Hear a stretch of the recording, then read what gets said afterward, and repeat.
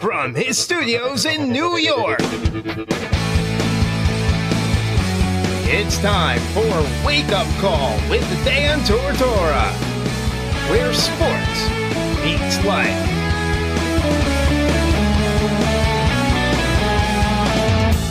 Here's your host, Dan Tortora.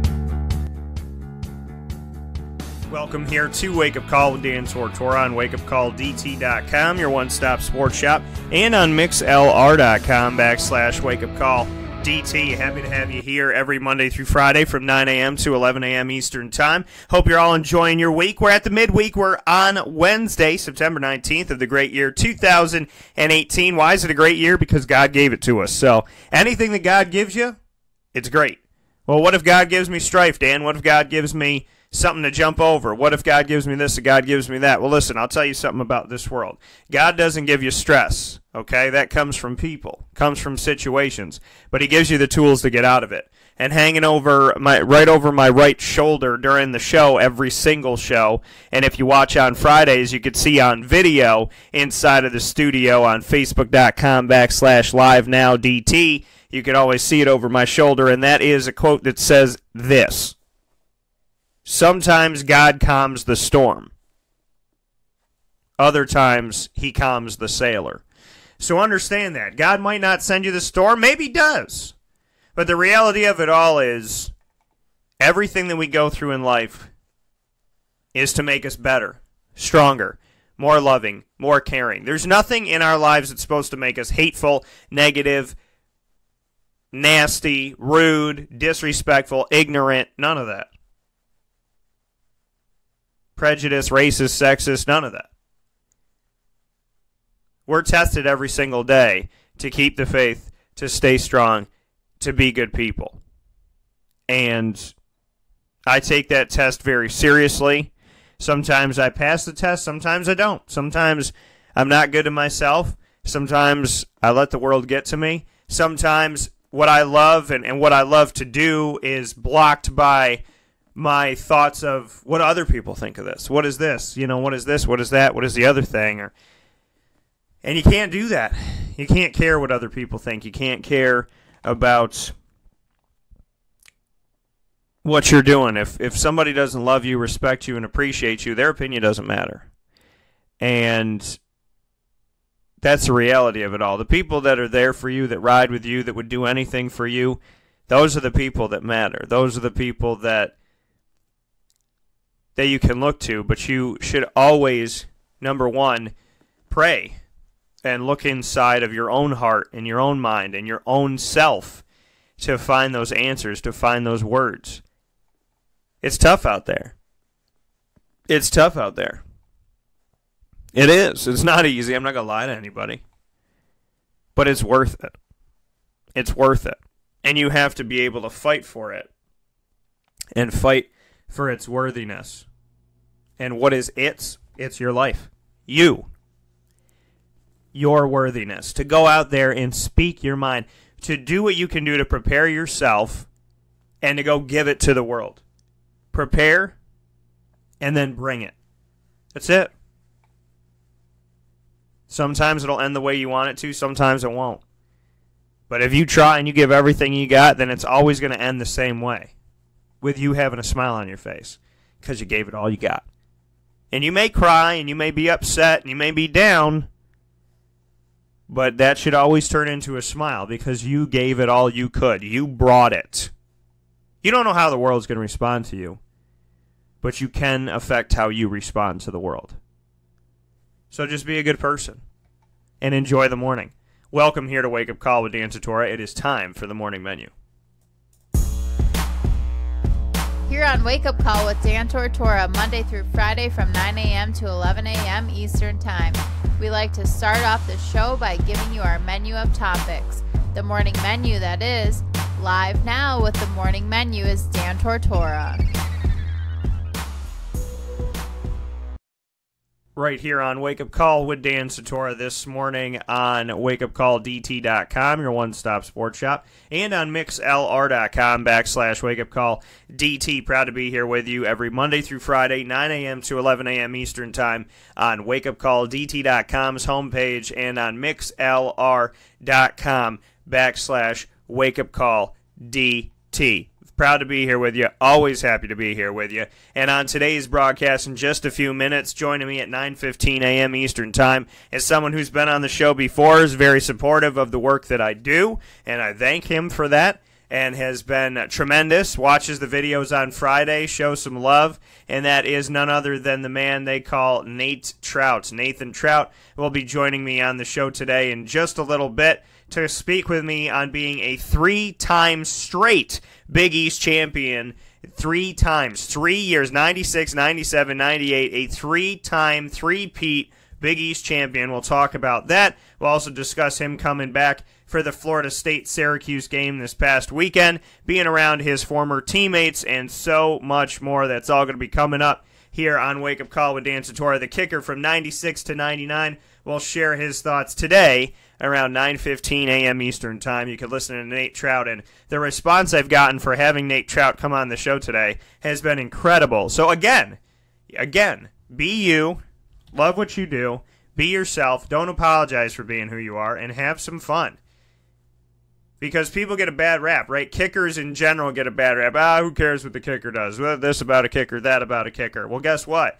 I put a kicker on my show today, and it's one of the most highly responded to posts that I have ever put up, and one of the most highly anticipated and excited, kind of atmosphere and culture around it of somebody coming on the show. So shout out to Nate Trout and all the people that love and support Nate Trout, and this just goes to show you that you got to be who you are. You got to love who you are, and that's it. That's the end of the story. There is no more to the story. If you're a kicker, you're important. If you're a punter, you're important. If you're a long snapper, you're important. Everybody's got worth. And don't let anyone else tell you anything different. Everybody's got worth. And I always appreciate having Nate Trout on the show. I'm excited to have him back. So Nate Trout will be joining us around 9:15 a.m. Eastern Time on the broadcast. And then in the back end of the first hour, you will hear from Tommy DeVito, Kendall Coleman, and Alton Robinson in my conversation with them after my Q&A with them after their win over Florida State. And then you'll hear an extended opportunity with Evan Adams, right guard for the team, as well as cornerback Chris Frederick and quarterback Tommy DeVito. So you'll hear from Tommy DeVito, the quarterback of the team that stepped in and led them down the field and got them into the end zone for the first time and got his first career touchdown passing and first career touchdown rushing, and continued to lead the team en route to a 30-7 victory over Florida State at home inside the Carrier Dome.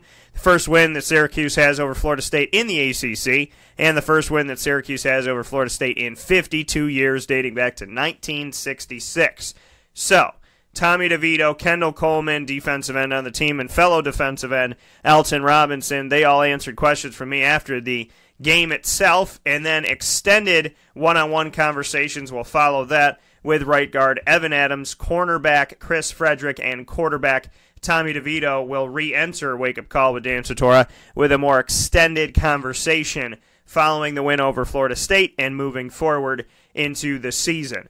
Then from there in the second hour of the show, we will wrap up week 2 of NFL action. Those of you that listened yesterday on Tuesday, September 18th, heard some of my analysis of week 2. You'll hear the rest of it today for all football and sports fans alike, starting off the second hour of the broadcast. And then to end the show, you'll hear my Q&As with the American Athletic Conference head coaches, Mike Norvell of Memphis, Sonny Dykes of SMU, Major Applewhite of Houston, Philip Montgomery of Tulsa, and Josh Heupel of UCF will all be joining the show. Those 5 coaches coming from the Power 6 conference of the American Athletic Conference will join me shortly here in the second hour of the show to round out today's broadcast. So that is what the show is going to look like. That's what we got for you this morning. We got some messages that came in yesterday. I want to make sure, and this week I want to make sure that I have this here. So once again, I got some love. Congrats on the win. Jaguars looked really good, possibly the best team in the league. the one thing that I have to say is I'm going to have a poster made when I go to the train, and it's going to say, hey Patricia, and it will have the Reggie Miller choking sign, because all this team does is choke. I can't take it anymore. That's coming from Johnny. And then we have another message. Josh Gordon gets his act together. You're going to see Randy Moss numbers, maybe not quite those numbers, but he'll do very well. Yeah, this is my thing, and we're going to talk about this for a second here before we have Nate Trout come on the show in just a couple minutes, is that Josh Gordon has signed with the Patriots. Now, I thought that Josh Gordon had a good opportunity of signing with the Dallas Cowboys or the Jacksonville Jaguars. I think the Jaguars kind of learned because they went through everything with Justin Blackmon. But when I'm looking at teams that may want to add somebody, I said, okay, well, Jacksonville, there you go. You got a number one wide receiver. Then I looked to Dallas, who still doesn't have a number one wide receiver, so that made sense as well. The Jets were another team, young guy like Sam Darnold. That could help the team out, could be something for them. And so when I put this post up, when I put the poll up on Twitter, and I put up polls all the time, so make sure you check it out. That's at CallDT on Twitter, CALLDT. Make sure you follow me on there and answer the poll questions. I also put up the Niners. I said, where do you think Josh Gordon will end up? 38% of you, a lot of people voted in this. Thank you for all your votes, it was huge. Dallas Cowboys, 38%. 31% San Francisco 49ers, 28% Jaguars, 3% New York Jets, and we also got a couple responses here. The Patriots is what somebody wrote, so shout out to @BridgeKid19, @BridgeKid19. So I'm putting in here, shouted you out live on the show today for being right.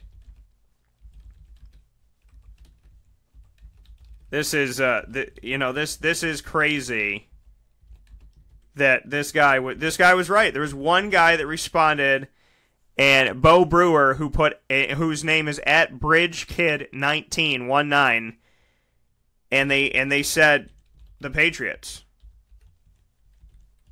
and it was before he signed with the Patriots. So I thought it was great that they put that up, and you know what? You got some intuition. Maybe you should be joining me here on the air. So you were right. Congratulations to you. My favorite answer was from rpetty84, who said, how is rehab not an option? Where do you think Josh Gordon will end up? Rehab. So I mean, I know that rehab is not a joke. I'm not trying to make fun of it. I'm just saying that to me kind of was an interesting take there, that was something that was said, that rehab would be an option. So I said, what's your reaction to the Browns' release of Josh Gordon? 35% of you said you were shocked. 35% of you said it's about time. 13% confused. 17% let's move on. So I found it funny that it was a tie vote at the top with 35% shocked, 35% saying it's about time. So 35% of you were like, what the hell's going on? And another 35% were like, why didn't this happen sooner? So I found that interesting, that juxtaposition of the decision for the Browns to get rid of Josh Gordon, and Josh Gordon ultimately ending up with the Patriots. Let's take a step aside and get ready to have Nate Trout on the show in just a moment.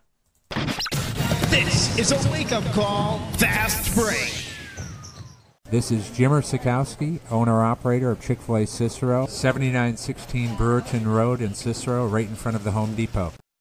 I had a deep feeling that God wanted me to do something bigger with my life and to help people, help others. He kept putting Chick-fil-A in my life, and I realized as I was going through the franchise selection process that positively impacting the lives of others was really core to what we do here at Chick-fil-A. First of all, it starts with the food. The food is brought in fresh daily. We bring in local produce.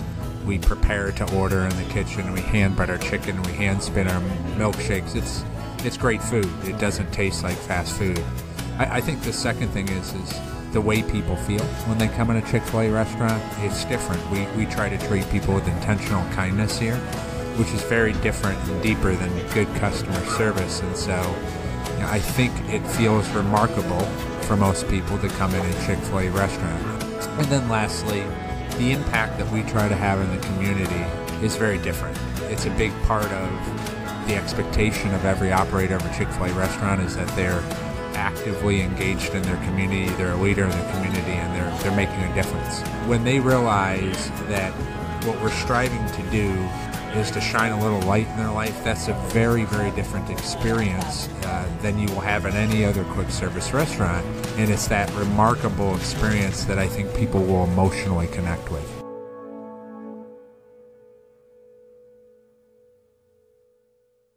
I'm George Townsend of Honda City with some good advice when buying a new car. The true cost of owning a new car is determined by the appraised value when you trade it. No vehicle appraises higher than a Honda. Next, look for low APRs and deep discounts. You also want low maintenance costs and great fuel economy. That's why my advice to you is to buy a new Honda. Looking pre-owned, visit our Honda Certified Used Car Center. Honda City, 7140 Henry Clay Boulevard, Liverpool, or HondaCity-CNY.com. It would be a pity if you don't shop at Honda City. For all of us that have always wanted our favorite restaurant to come to us, it's now a reality in Central New York with It's a Utica Thing, with Utica Pizza Company bringing their wonderful recipes that they've handed down through generations to you, to your event, to your business, to your home. It's a Utica Thing, proudly bringing Utica Pizza Company on wheels to your location. Call 315-738-8946. That's 315-738-8946 to bring Utica Pizza Company to your doorstep with It's a Utica Thing.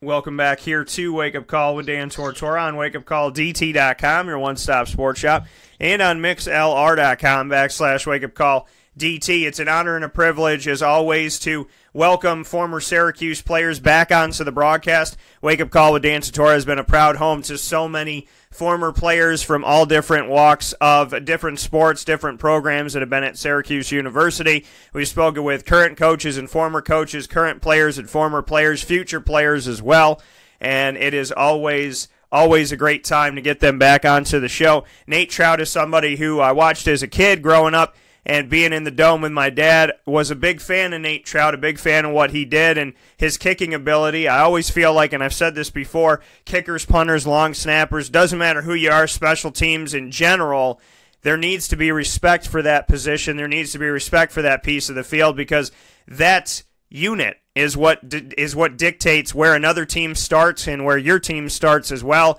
And the kicker, and we've seen it in the NFL in Week 2, the kicker is such an important job, and when it comes down to it, there's 32 opportunities out there in the NFL, and if you miss a bunch of field goals, there's a chance that you might lose that opportunity and never get it back again. So the job of a kicker, there's a lot of pressure, and Nate Trout took that pressure and always did a great job with it. I'm always happy to have him here on the show, and I'm also happy to tell Nate that he's got a pretty big fan base, because the response I got for having him on the broadcast was huge just on Facebook alone. So, Nate, welcome to the show, and I guess welcome to the Nate Trout fan club that's listening in. Well, I always appreciate you having me on, Dan. I really do. I'm glad I could be a part of it. And, Nate, what can you say about that? You know, being somebody that has a strong following and a lot of love out there. I mean, when I tell people that, you know, former Syracuse players are going to be coming on to the broadcast, there's always an appreciation and a respect for that, no matter the position, the player, or the time that they played. But with you, and especially this time around, there was so much support for having you back on the show and excitement for having you on the show. Do you feel that? Have you had a sense of that, or does that surprise you at all that there is so much around and so much support around you, so to speak? Well, I certainly appreciate that. It does surprise me somewhat. I mean, I've been gone for a long time. And, you know, it's I guess my parents do a good job of marketing me.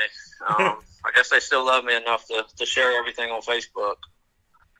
And when you look at your, I mean, I want to go into that for a second. You know, I have a mom that tells everybody what I'm doing and what's going on. So let's go into that a little bit with your parents and what you were just talking about. You know, what do your parents do to kind of share things, and just what you could say about their support and their love for you, and just how they put that out into the community? Well, my parents have, my dad and mom have always been passionate about sports. So.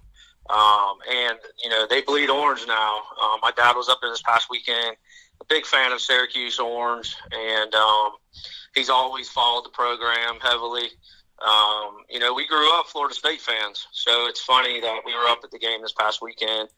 And but now we're Orange fans. Of course, I was rooting for Syracuse and just like everyone else up there. But to be honest, my mom's dad played professional baseball, and she's always been a big sports fan, always followed not just myself, my brothers. And my dad, of course, was always around the program along with my grandfather when I was up there. Knew a lot of the players and a lot of the parents, and it was part of really the team and part of the brotherhood that was up in that area when I was there. And when you see that connection that your family has had to the world of sports, like you said, you're speaking here with Nate Trout, former Syracuse kicker from 96 to 99.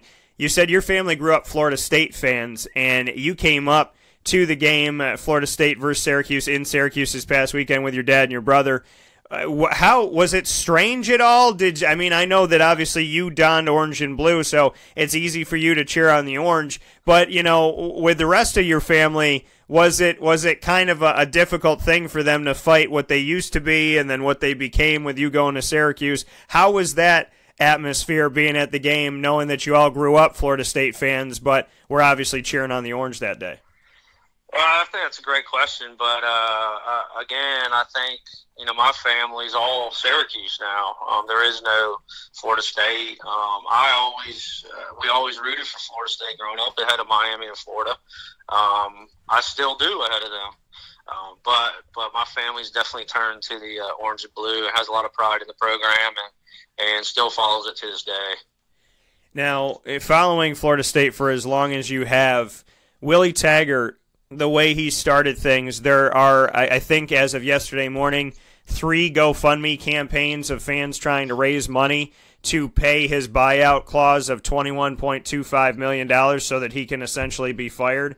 What do you think about stuff like that? That first of all, it's 3 games into his era, but that fans will start GoFundMe campaigns to try and raise money to fire a coach?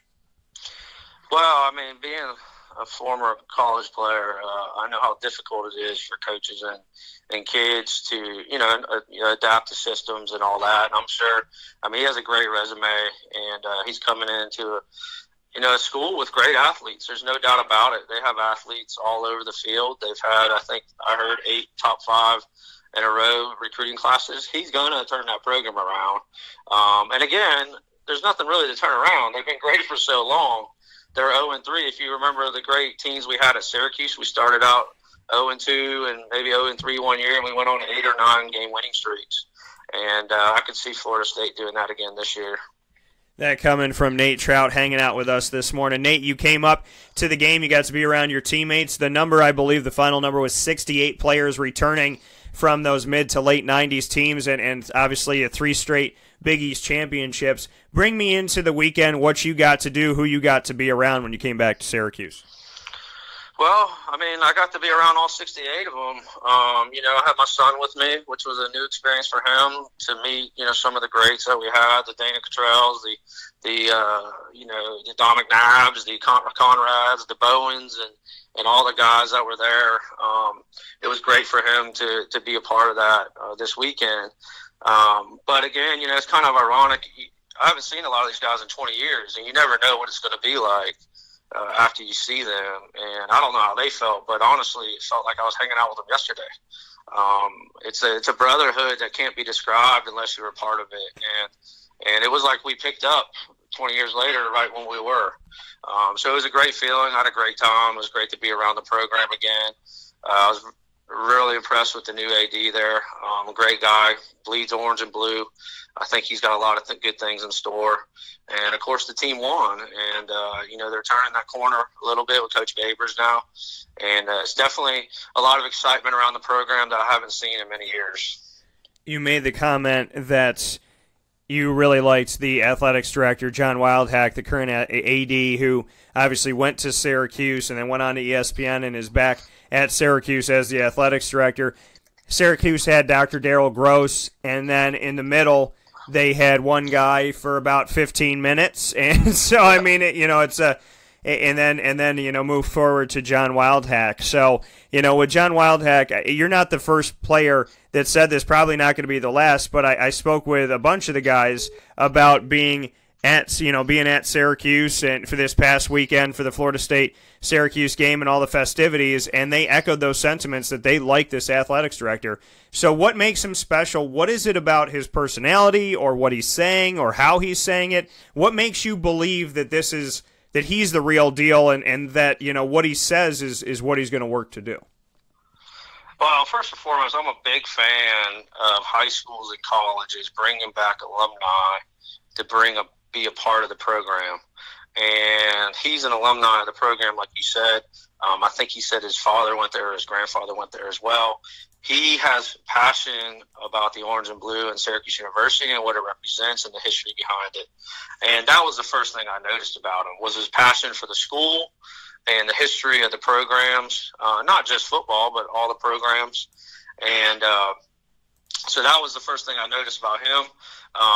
The other thing is, too, he's really welcoming back. He said a lot of good things about how welcome we are back to the program and wants us to be a part of the program. And I remember when I was there, we had some greats always around the program, and it meant a lot to us. I think you actually have a show with one of them, Rob Drummond, right? So he was always around. Yeah. And I've only met him maybe once, and I don't know if he remembers me, but I remember him being there all the time. And, hopefully we can get some guys back as well and have that same impact that some of those old-timers had when I was there. And you made the statement that, Rob Drummond, and Rob and I are very close friends. We're actually getting lunch right after the show, believe it or not. And, Rob, we've been doing the pregame show for years with one another. We've been working together for probably about 8 years or so, kind of became friends and became, co-hosts at the same time. You said that you remember him being around the program all the time, and he said to me numerous times that, with coaches that have come through and ADs that have been here, that, he lives 15 minutes away and he trains players like 15 minutes away, but nobody calls him, nobody invites him back, nobody's asked them to be there, and they haven't had the greatest experience. What did he mean to you when he would come back and visit? I want to talk about this for a few minutes. So when Rob would be there, and like you said, he was there all the time, do you remember any messages or just the experience or why he was there? Just kind of, that was under Paul Pasqualoni, so just what that was like for you. Well, I think that's a great question, and just trying to remember back, I remember him working out all the time and being around the facility, and again, it gives you something to look up to. These are guys that went through the same thing that we were going through at the time, and they were successful. I know he played in the NFL some, and obviously he was from that area, I believe, and he was around working out and hanging out with the guys and passing on his knowledge to the younger people in the program. And, that means a lot. At least it always did for me. And there were several guys that came through and were a part of that, gave speeches to the team and all that. And again, it's that brotherhood that can't be described unless you're a part of it. And it was almost like me looking up to an older brother in a sense and looking for guidance and all that, how he acted, and just trying to replicate that and representing the university in the right way. And when he would kind of, like you said, speaking here with Nate Trout, who played for Syracuse from 96 to 99, a three straight Big East champion, and you were talking about Rob Drummond coming back to the program, and like you said, nobody can describe something better than, someone who's been through it and been there and, someone who's experienced that. And Rob and I talk about that all the time. Does it surprise you that somebody like him, who was asked to come back under Pasqualoni to speak with you guys, doesn't get asked to come back there? Scott Schwade's, Tim Green, these guys have not been asked to come back and to speak with the current team. Does that surprise you, and do you feel like the coaches should open the doors like they did with your team? Well, I think that's another great question. I do believe that they should. It's hard all the time, but I know Don Darius had an opportunity to speak to the team, and hopefully that culture comes back, and I believe it is. I know Coach Babers is fairly new into the system still, but John, the AD, I think there's a lot of pride in the alumni and bringing them back, and I think that was proven this weekend. And so hopefully, we're starting to turn that, at least from my perspective, and I can't speak for everybody. the alumni hasn't felt, from what I heard from other guys, hasn't felt welcome to be back in a long time. And I'll be honest, I talked to a few people this weekend, and they said just from this weekend, like, I'm ready to get back involved. I'm ready to be at games. I'm ready to travel and support the team and the program and pass on what we went through to the current young players. And hopefully that the program supports that and wants us to be a part of that. That coming from Nate Trout, and like you said, guys saying, echoing the sentiments of Rob, we haven't felt welcome back, and now, hopefully that's changing, and the feeling is changing this time around. 68 players coming back. You guys got to go out onto. Bring me into that moment, because you got to go out onto the field during the game. You all got to be together to take a big picture, and I was able to get a picture of that, take a snap of that, and put that out there to everybody. But you got to go out onto the field with all the guys, take this picture and have this moment. Bring me into being back in the Dome, being with everybody, and being able to celebrate on the field again. I haven't been excited for a college football game in a long time, and maybe it was because my son was there and my dad, but and being around the teammates. But I was literally hyped to be there. I couldn't wait for the game. I was actually glad it was a noon game because it was going to start earlier. But again, being back in the Dome, it's been 10 plus years since I've been back, and the Dome's always a great atmosphere. And I was pretty happy with the way the fans turned out. Obviously, we would like to get about 50,000 in there for games, and hopefully winning will cure that moving forward. But, again, it's like I never left these guys. It's like I saw them yesterday, and we were hanging out in the locker room, and everyone's ribbing each other and hanging out and having good times and talking about old times. And it was great listening to stories. Don McNabb talking about him playing in the NFL, and Keith Bullock, and Rob Connor and all those guys talking about their experience in the NFL playing against each other and things like that. And it was just a great, honestly, a laid back atmosphere, and good to catch up with everybody for sure. And my apologies. I know you said your father and your son were there. I said brother by accident here, but shout out to everybody because you've been talking about him here this morning. Your dad's name, give him a shout out, and your son, and how old your son is, because this has got to be a special moment as a father as well. Yeah, my son Marcus Trout, who ironically we named after my grandfather, who was maybe the biggest Syracuse fan there was, and then my dad, Mark Trout. So we all went up there to have a great experience, and I think it was well worth it for everyone to be there. What was it like for Marcus to see his dad and all this, all these festivities and this hoopla around you and the team and all that? I mean, did you have that moment where your son Marcus kind of looks up at you like, "Wow, Dad, I didn't know it was this big," or that this is special, because that's got to be a proud moment for a son and a father, I'm sure. Yeah, it definitely was. We've always talked about Syracuse and me playing, and of course he wasn't born then and he's never seen it, so I don't think he understood the impact or what it was really all about. So I think him being around, and it's funny, we walked into the restaurant and Don McNabb was there. Don McNabb kind of tackled him from behind and kind of wrestled with him a little bit. And I mean, how many kids can say that happened to him, So we definitely had a good time. He hung out late nights with us and was all part of it. Part of the locker room talk and being around it, which was a great experience for him, I believe. And, of course, we got to go see Syracuse beat Florida State. He keeps telling me he's going to break all my records up there, so hopefully one day he will. And how old is your son? He's 11, so long way to go. So 11 years old, looking up at Dad going, "Hey, Dad, guess what? I'm about to break all these records just like you broke them before." That's pretty sweet. Yep. I hope he does, so we'll see. Coach Babers needs to start recruiting him and offer him a scholarship already.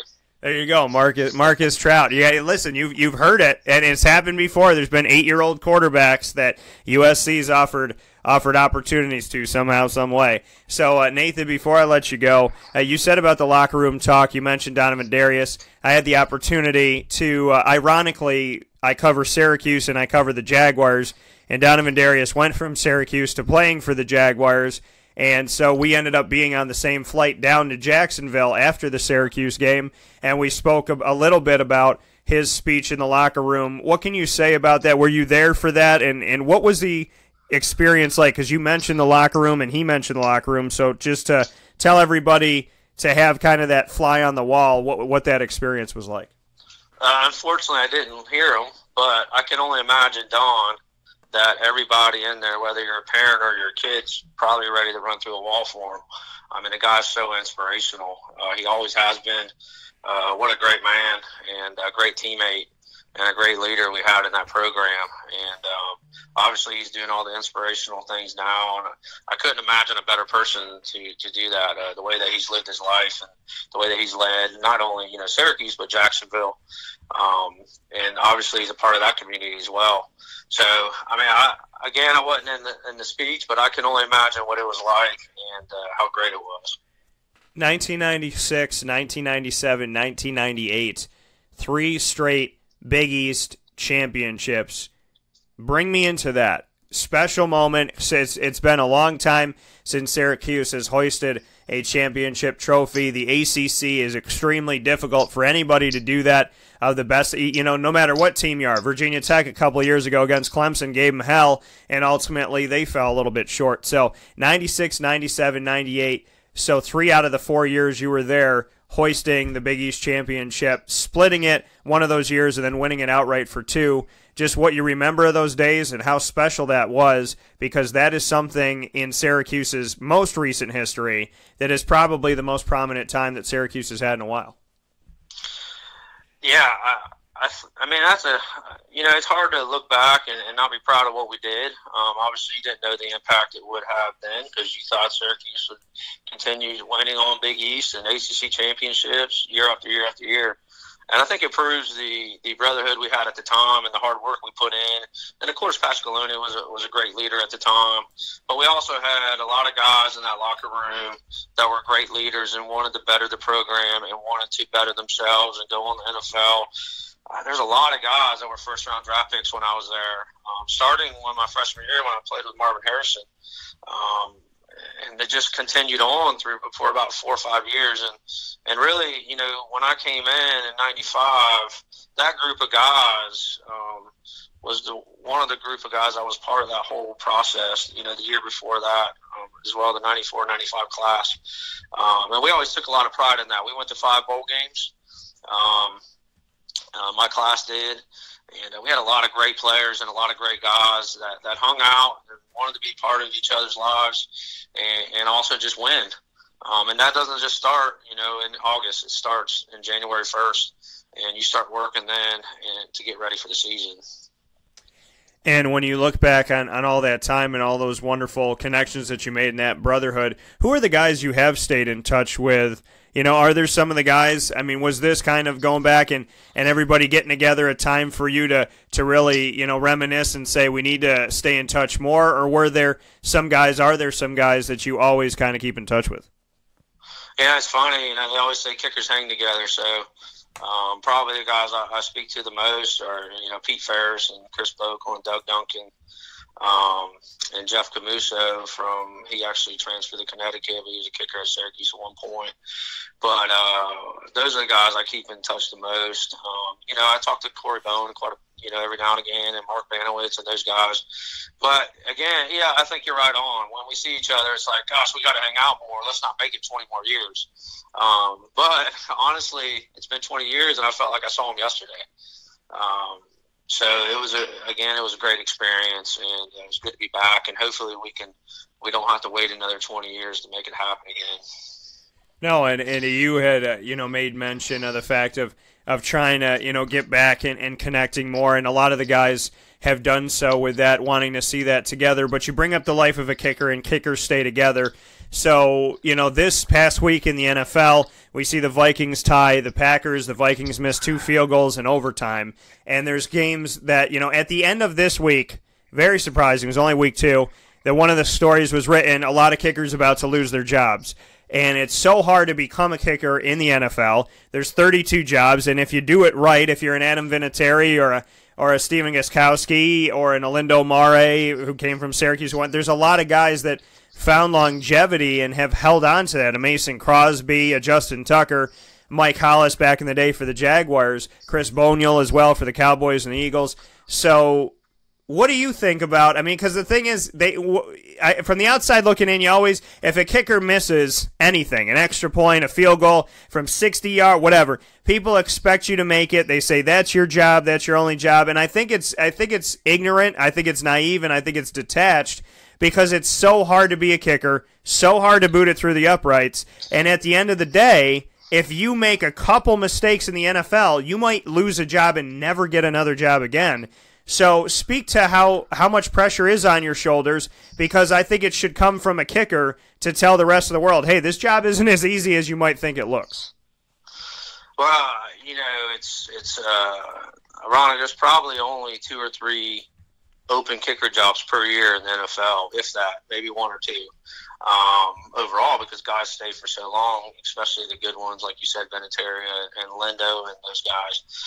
But it's a tough position, and I don't want to make it more than it is. We all have a job to do, and unfortunately, when we make a mistake, it's for everyone to see.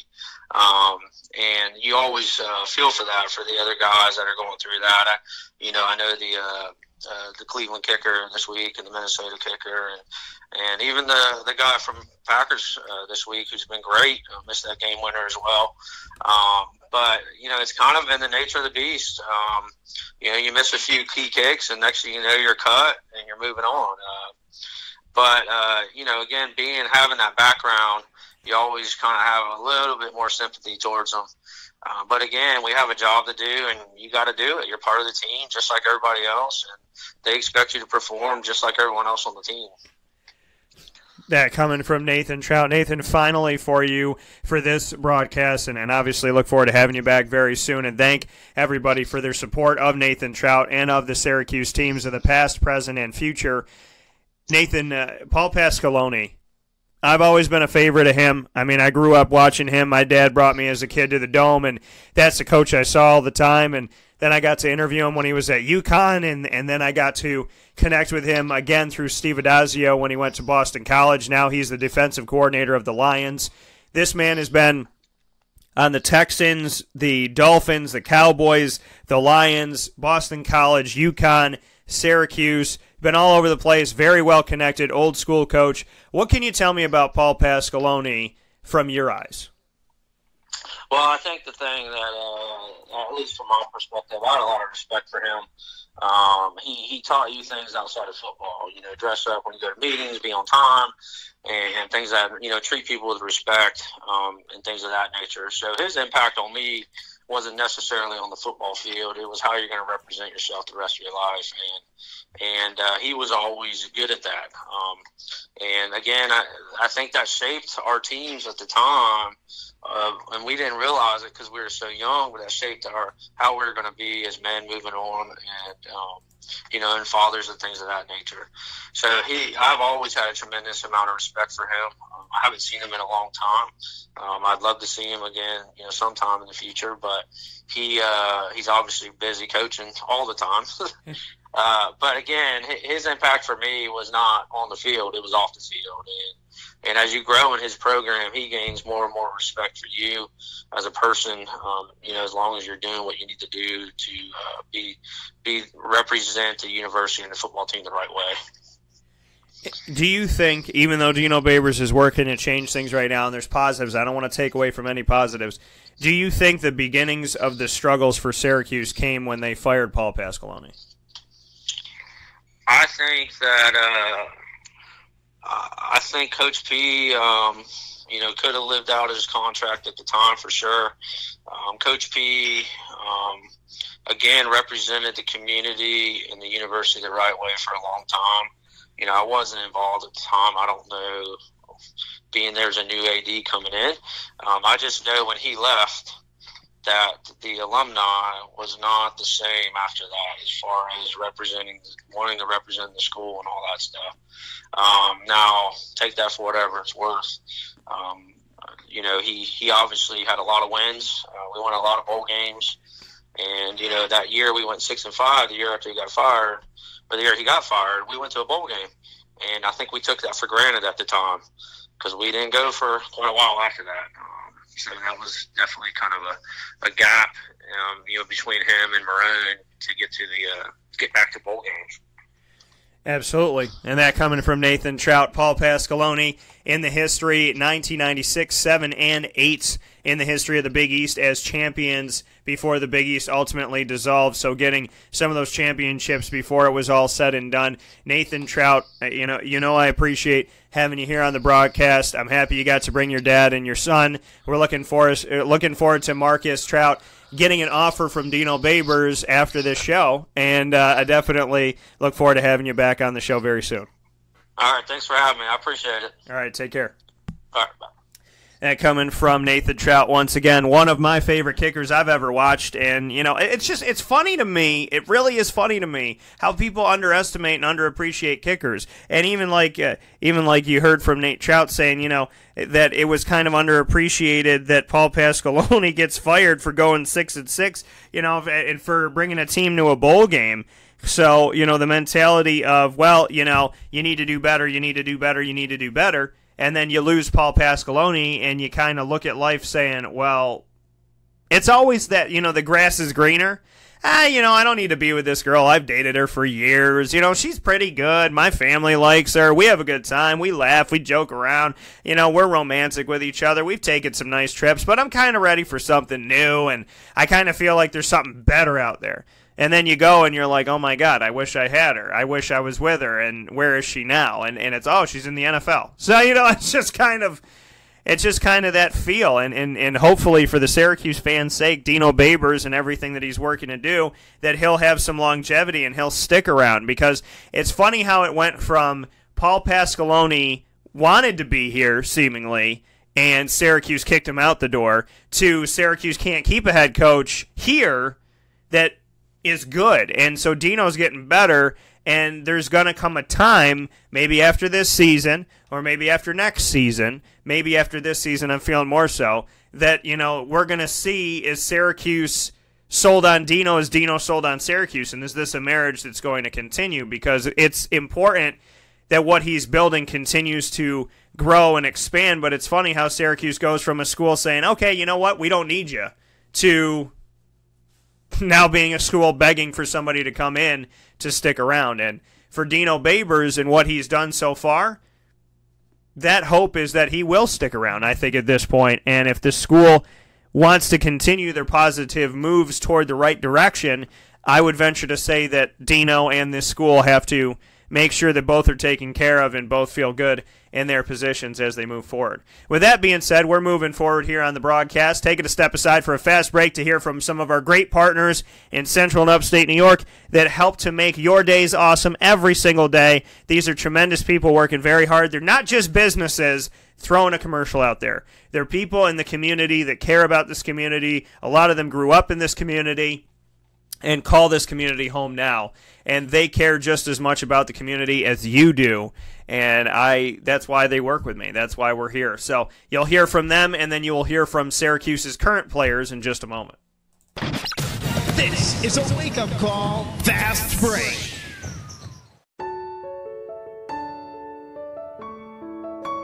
Having peace of mind when you're out of town that your furry-loving friend is safe and sound means taking them to Canine Campground, because we all know that when it comes to the love of our pets, it goes well beyond the call of duty to make sure they're safe and sound. Right, Lily?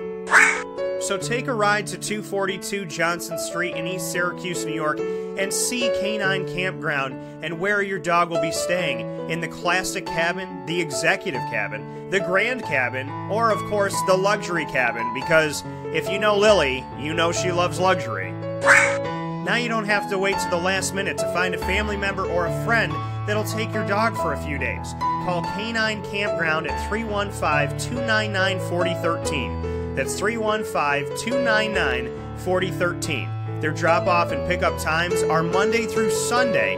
Check K9campground.com for more information. That's the letter K, the number 9, and campground spelled with a K.com. K9campground.com. When you're going out of town, bring your dog to Canine Campground.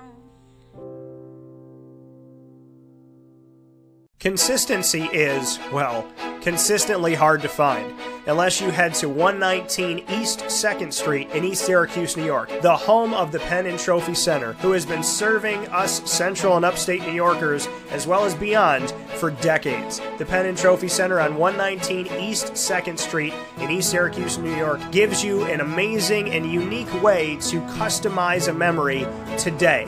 Say it with the Pen and Trophy Center. Be it an Employee of the Month award, a sports award, something for your business, engraving for your family, your loved ones, anniversaries, birthday parties, and so much more, including remembering somebody who served in the military. Say it with the Pen and Trophy Center. 119 East 2nd Street in East Syracuse, New York. The definition of consistency is pen and trophy. Browse their products on penandtrophy.com. That's penandtrophy.com, and call them for more information at 315-422-8797. That's 315-422-8797. The Wildcat Sports Pub in Camillus, New York is located on 3680 Milton Avenue in the Home Depot Plaza. It is your family-friendly sports bar and restaurant. Folks, some sports bars aren't family-friendly. Some family-friendly restaurants are not sports bars. The Wildcat Sports Pub in Camillus, New York is proud to be both. It is that marriage that you've been looking for years. The Wildcat Sports Pub is your home base for your sports bar and restaurant needs, games for the kids, indoor and outdoor activities, and enough things on the menu to come back every single week and get to try something new. They're open Sundays from noon to 8 p.m., Monday through Wednesday, 11 a.m. to 11 p.m., and Thursday through Saturday from 11 a.m. to midnight. For reservations and party information, call 315-487-2222 for the Wildcat family-friendly sports pub and restaurant.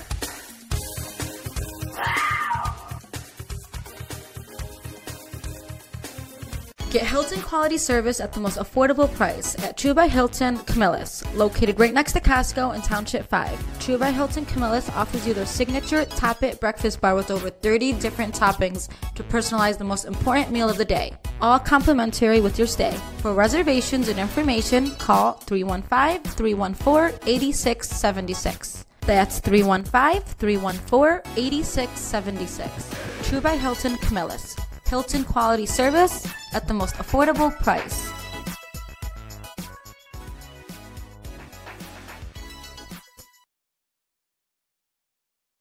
Welcome back here to Wake Up Call with Dan Tortora on WakeUpCallDT.com, your one-stop sports shop, and on MixLR.com/WakeUpCallDT. Thank you for everybody that's listening in this morning. You just heard from Nathan Trout, a three-time in a row Big East champion, 1996, 97, and 98. He was there from 96 through 99 under Paul Pasqualoni, winning games. That was back when Syracuse was winning 8 to 9 games a season. 8 to 9. They only played 12 now. 8 to 9 games a season. Winning about 75%. How about that? 75% of their games.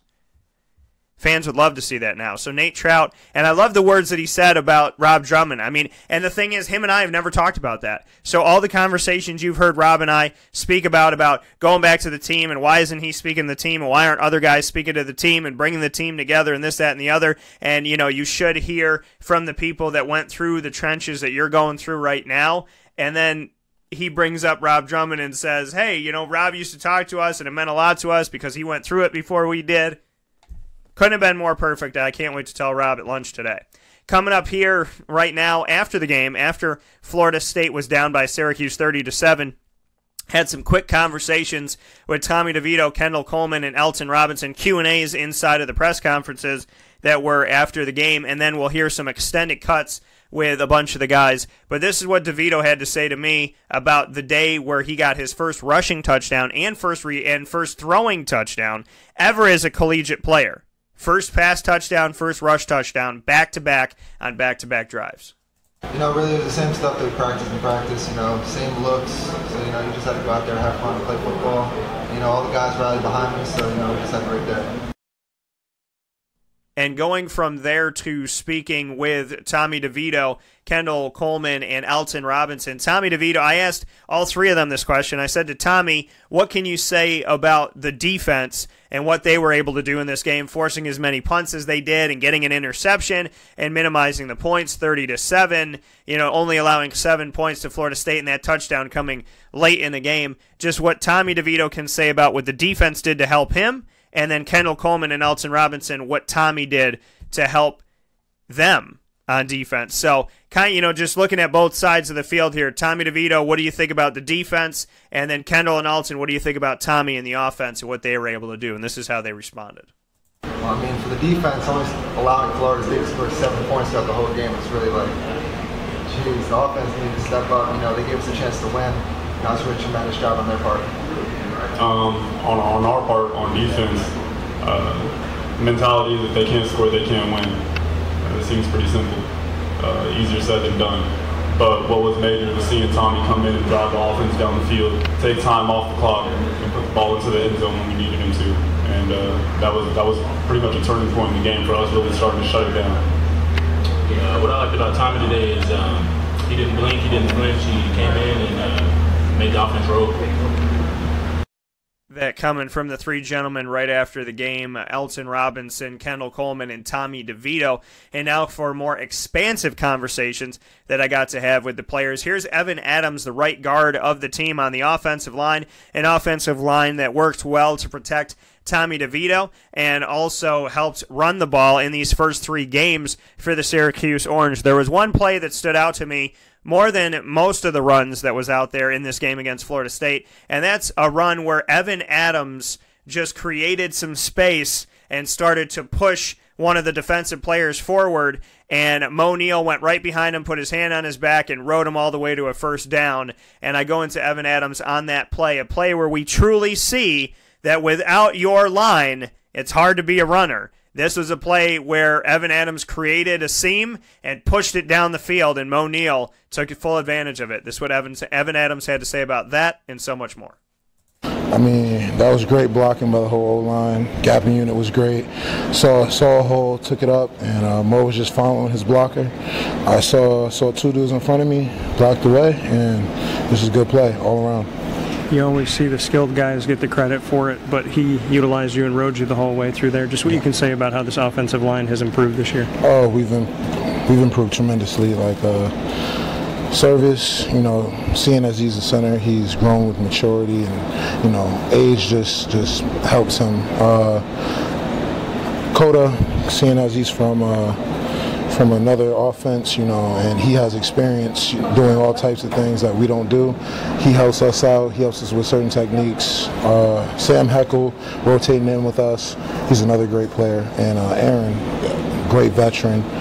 And then Cody, of course, being the left tackle, he's always consistently good and making good plays. So we've improved on the offseason thanks to Coach Kavanaugh, being hard on us and making us great. Speak on sticking with the run. It didn't work sometimes in the first half, trying to pound it through, not scoring on the 1 yard line. And the offensive scheme was to stay with it. The coaches said to stay with it. You guys were able to continue to move the ball forward when it counted the most. Yeah, it was a tough one not scoring on that goal line, but our coach believes in us and what we do, and if coach tells us to keep running the ball, we will keep running the ball. And we're a physical O-line, so we believe that it was going to happen eventually. So. Eric Dungy's in there. Then Tommy DeVito comes in. When DeVito comes in, he's a redshirt freshman. He's got a little bit of time this season. But coming into this game, he was able to lead not only a scoring drive, but back-to-back scoring drives to get his first career rushing touchdown, first career passing touchdown. Just what you can say about what he did in this game. Tommy's a great quarterback, and he deserves all the credit that he does get. And Dungy's always been the go-to guy because he's fearless. He does whatever he needs to for the team. He runs, he passes, doesn't matter. And Tommy coming into the game, it's a good change-up because they're both explosive quarterbacks, and you can't expect them to do one thing or the other, so it all depends. We know that your offense can score the ball, but it was a little bit quiet in the first half of the game. Just what you could say about what the defense was able to do and able to carry this team forward. You guys scored in the second half, did what you needed to do, but just how important the defense was and just what they did in this game. Defense is always important.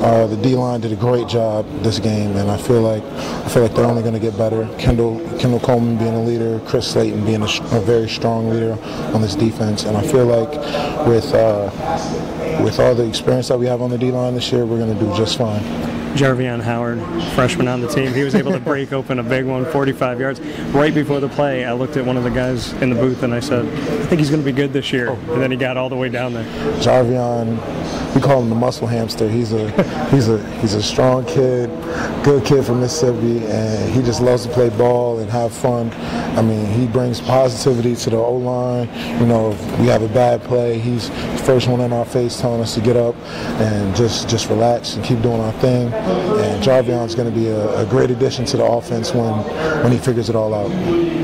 What can you say about all of the guys that are out there running the ball, from Mo Neal to Dante Strickland to Jarvion Howard? I mean, there's so many different guys that were a big part of this, and you're blocking for these guys. Just what you can say about the talent. I'm just happy that we have so many different backs that give different kind of looks and have different aspects and qualities that make them great. Mo, his quickness; Strick, his experience and smarts; Jarvion, I don't even know what he is. He's just a monster out there, and we expect great things out of all our backs because Coach Babers does a good job of recruiting kids that are fast, explosive, and great players all around. So I expect to see a lot out of them. You mentioned the offensive line individually, each of the guys. Mm-hmm. As a collective, what's made you so much better this year? As I said before, great coaching by Coach Kavanaugh. On the off season, even when I was out of spring ball for a little bit, he was very specific on what he wanted from me, and I gave it to him. He expects the best, and we give him what we have. You see, you've been here the whole time under Dino Babers, to get to win inside the Carrier Dome against Virginia Tech, and then the win over Clemson, and now the win over Florida State. 3 well-respected teams inside of the ACC, your conference. Just what it says about where Syracuse is and what you're building right now. It just shows the progress that Coach Babers has been talking about the whole time. I mean, people have doubted us. People have said they were in our corner, but really haven't been in our corner. And now to show them that we are what Coach Babers says we are, it's really big and important thing for us to show that, And lastly, for me, just what you can say about Dino's post-game talks. I mean, obviously they get carried all over the place, but what it's like to be in there. Just energy, endless energy. Coach Babers is not really a big talker, but when he does speak, it has a great impact on the team and our energy and how we feel towards the win. I definitely love to see Coach Babers get hype and energized, because usually he's a pretty stoic guy, but now seeing him get some energy, I'm really enthused. This is a wake-up call fast break. Gear up with the real deal at Dry-Sig Apparel, creating what people are going to see and learn about you before they even meet you. Gear up for what you need for your team, business, or event. To look professional, look good, and feel good, outfit yourself at DrySigApparel.com. That's DREISSIG Apparel.com. The only place to gear up with the real deal.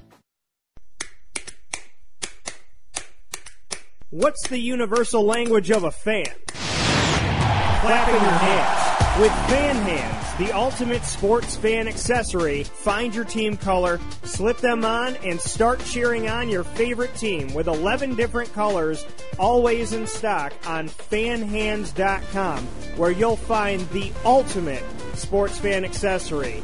Real fans wear Fan Hands. Utica Pizza Company spells family. Your family, my family. their family. The recipes that they have shared with each other throughout the years and have now been so gracious to share them with us. I can sit here and talk with you about all the great things that are on the menu, but we'd be here forever. So let me say this, Utica Pizza Company is second to none. And now you can bring it home with you and you can dine in the restaurant. UticaPizzaCompany.com will give you all the information that you need. And let me say, these Utica greens, they're the best. Utica Pizza Company. Call them and place your order at 315-214-3060. That's 315-214-3060. Families break bread at Utica Pizza Company. Get Hilton quality service at the most affordable price at True by Hilton Camillus, located right next to Costco in Township 5. True by Hilton Camillus offers you their signature sport court where you can enjoy basketball, volleyball, pickleball, soccer, lacrosse, and more year-round in their indoor facility. For reservations and information, call 315-314-8676. That's 315-314-8676. True by Hilton Camillus. Hilton quality service at the most affordable price. Welcome back here to Wake Up Call with Dan Tortora on WakeUpCallDT.com, your one-stop sports shop, and on MixLR.com/WakeUpCallDT. We back again. We back again. That is a line from the great poet Mace, also known as Mason Betha, also known as Bad Boy, also known as Bad Boy Records, number 2 to P. Diddy.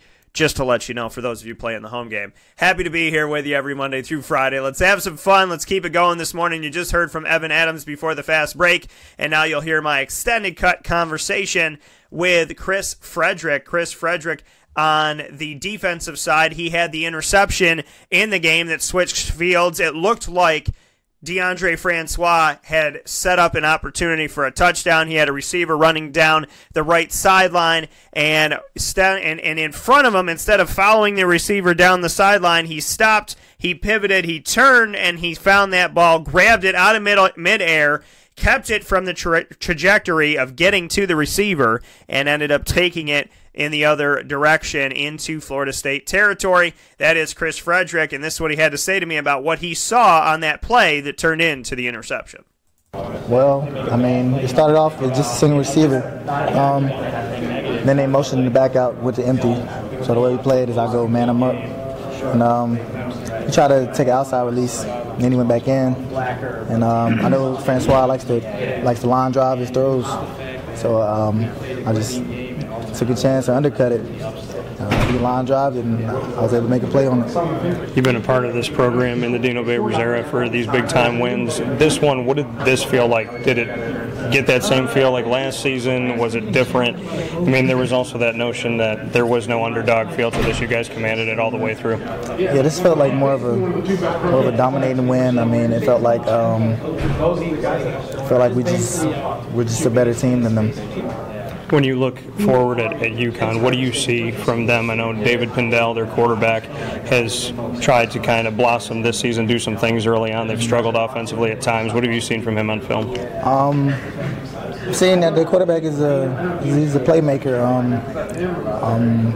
As long as we contain him, we'll be fine. But I think he's clearly their best offensive threat. His defense has stepped it up, and in this past game against Florida State, outside looking in, it looked like the best defensive stance that has been made in the Dino Babers era. Did you feel that way going back to it? Yes, I felt that way also. I think we could have had him at 0 without the pass interference call. But yeah, I feel like this is our most complete game we played since the Babers in the name. And when you look at the defensive backs as a whole, what can you say about that room? Because it seems like this season there's a lot more depth than there has been. Just what you can say about the guys that are behind you and the guys on the other side as well. Yeah, like you said, it's a lot more depth. We push each other every day. We got a lot of experience. Well, for the first teamers, we got a lot of experience, and I think it's starting to show. A healthy Antoine Cordy, just what that means this season. It means a lot for our defense, as you can see already. I think he made. I remember one play he made on the screen. It was like he went in between two linemen and tackled Patrick. It's like those type of plays. Like if he didn't make that tackle, it would have been like a big play. So he's big-time player.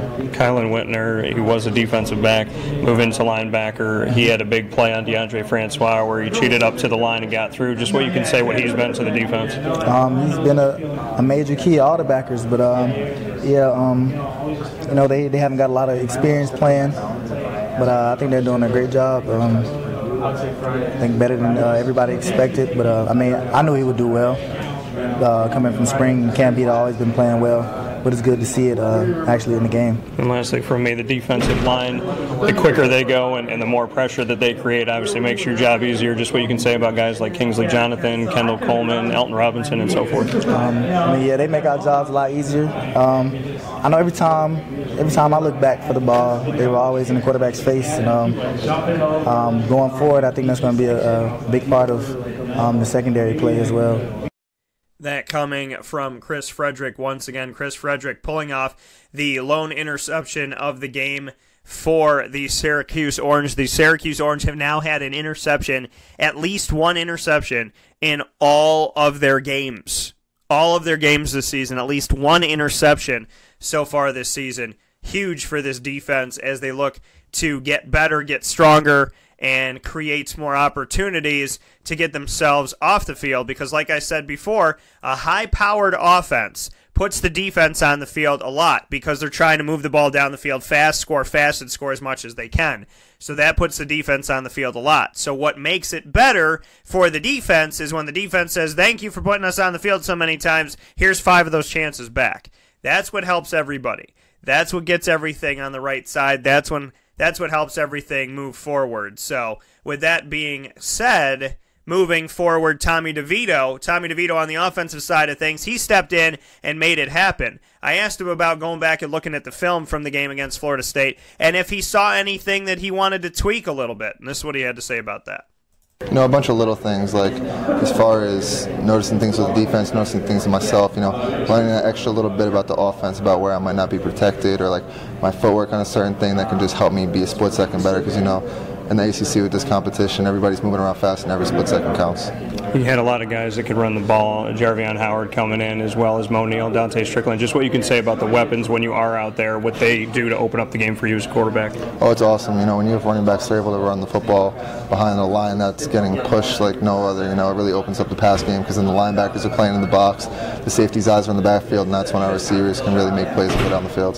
Ravion Pierce, just what you can say to me about it. He had a lot of energy in this game, just what he is to you in practice, in the locker room, just what type of player he is. He's always the dude probably with the most energy in my eyes. He's always flying around, making plays, he's always in the game. Even when the offense is not on the field, he's always in the game cheering on the defense. Everybody kind of feeds off that, so it's great having him out there. Dino spoke with you, obviously, in recruitment, and the staff spoke with you about coming here and just what their message was. From what you heard to what it has become, do you feel like what they told you has translated over onto the field? Yes, for sure. Everything that Coach Baber said to me and the coaching staff has always been black and white. When I was getting recruited, they told me how I was going to be, what was going to happen, what they thought, and I had to respect it. What can you say about that process and having to wait a little while and then get this opportunity? You've obviously early on in the season have not only been in the games, but were a huge part of that victory over Florida State. You were the guy out there doing what you needed to do. Right, it's always just preparation. You always have to be ready because your number can get called at any time. So I've always been taught since I was younger to stay ready like you're the starter for everything. First game against Western Michigan, what did you take away from that game that could help you get to where you needed to be with Florida State? Just the confidence part of it, just reminding myself that it is a football game, you got to have fun, little things like just playing football. It just felt good to be out there, and there's just confidence growing ever since. Did you feel the jitters in that first game? Did it feel different to you than this Florida State game? The first game, honestly, after the first drive, it didn't really kind of feel real, after not being hit or for however long it was, it felt good, and ever since then, I feel a lot better.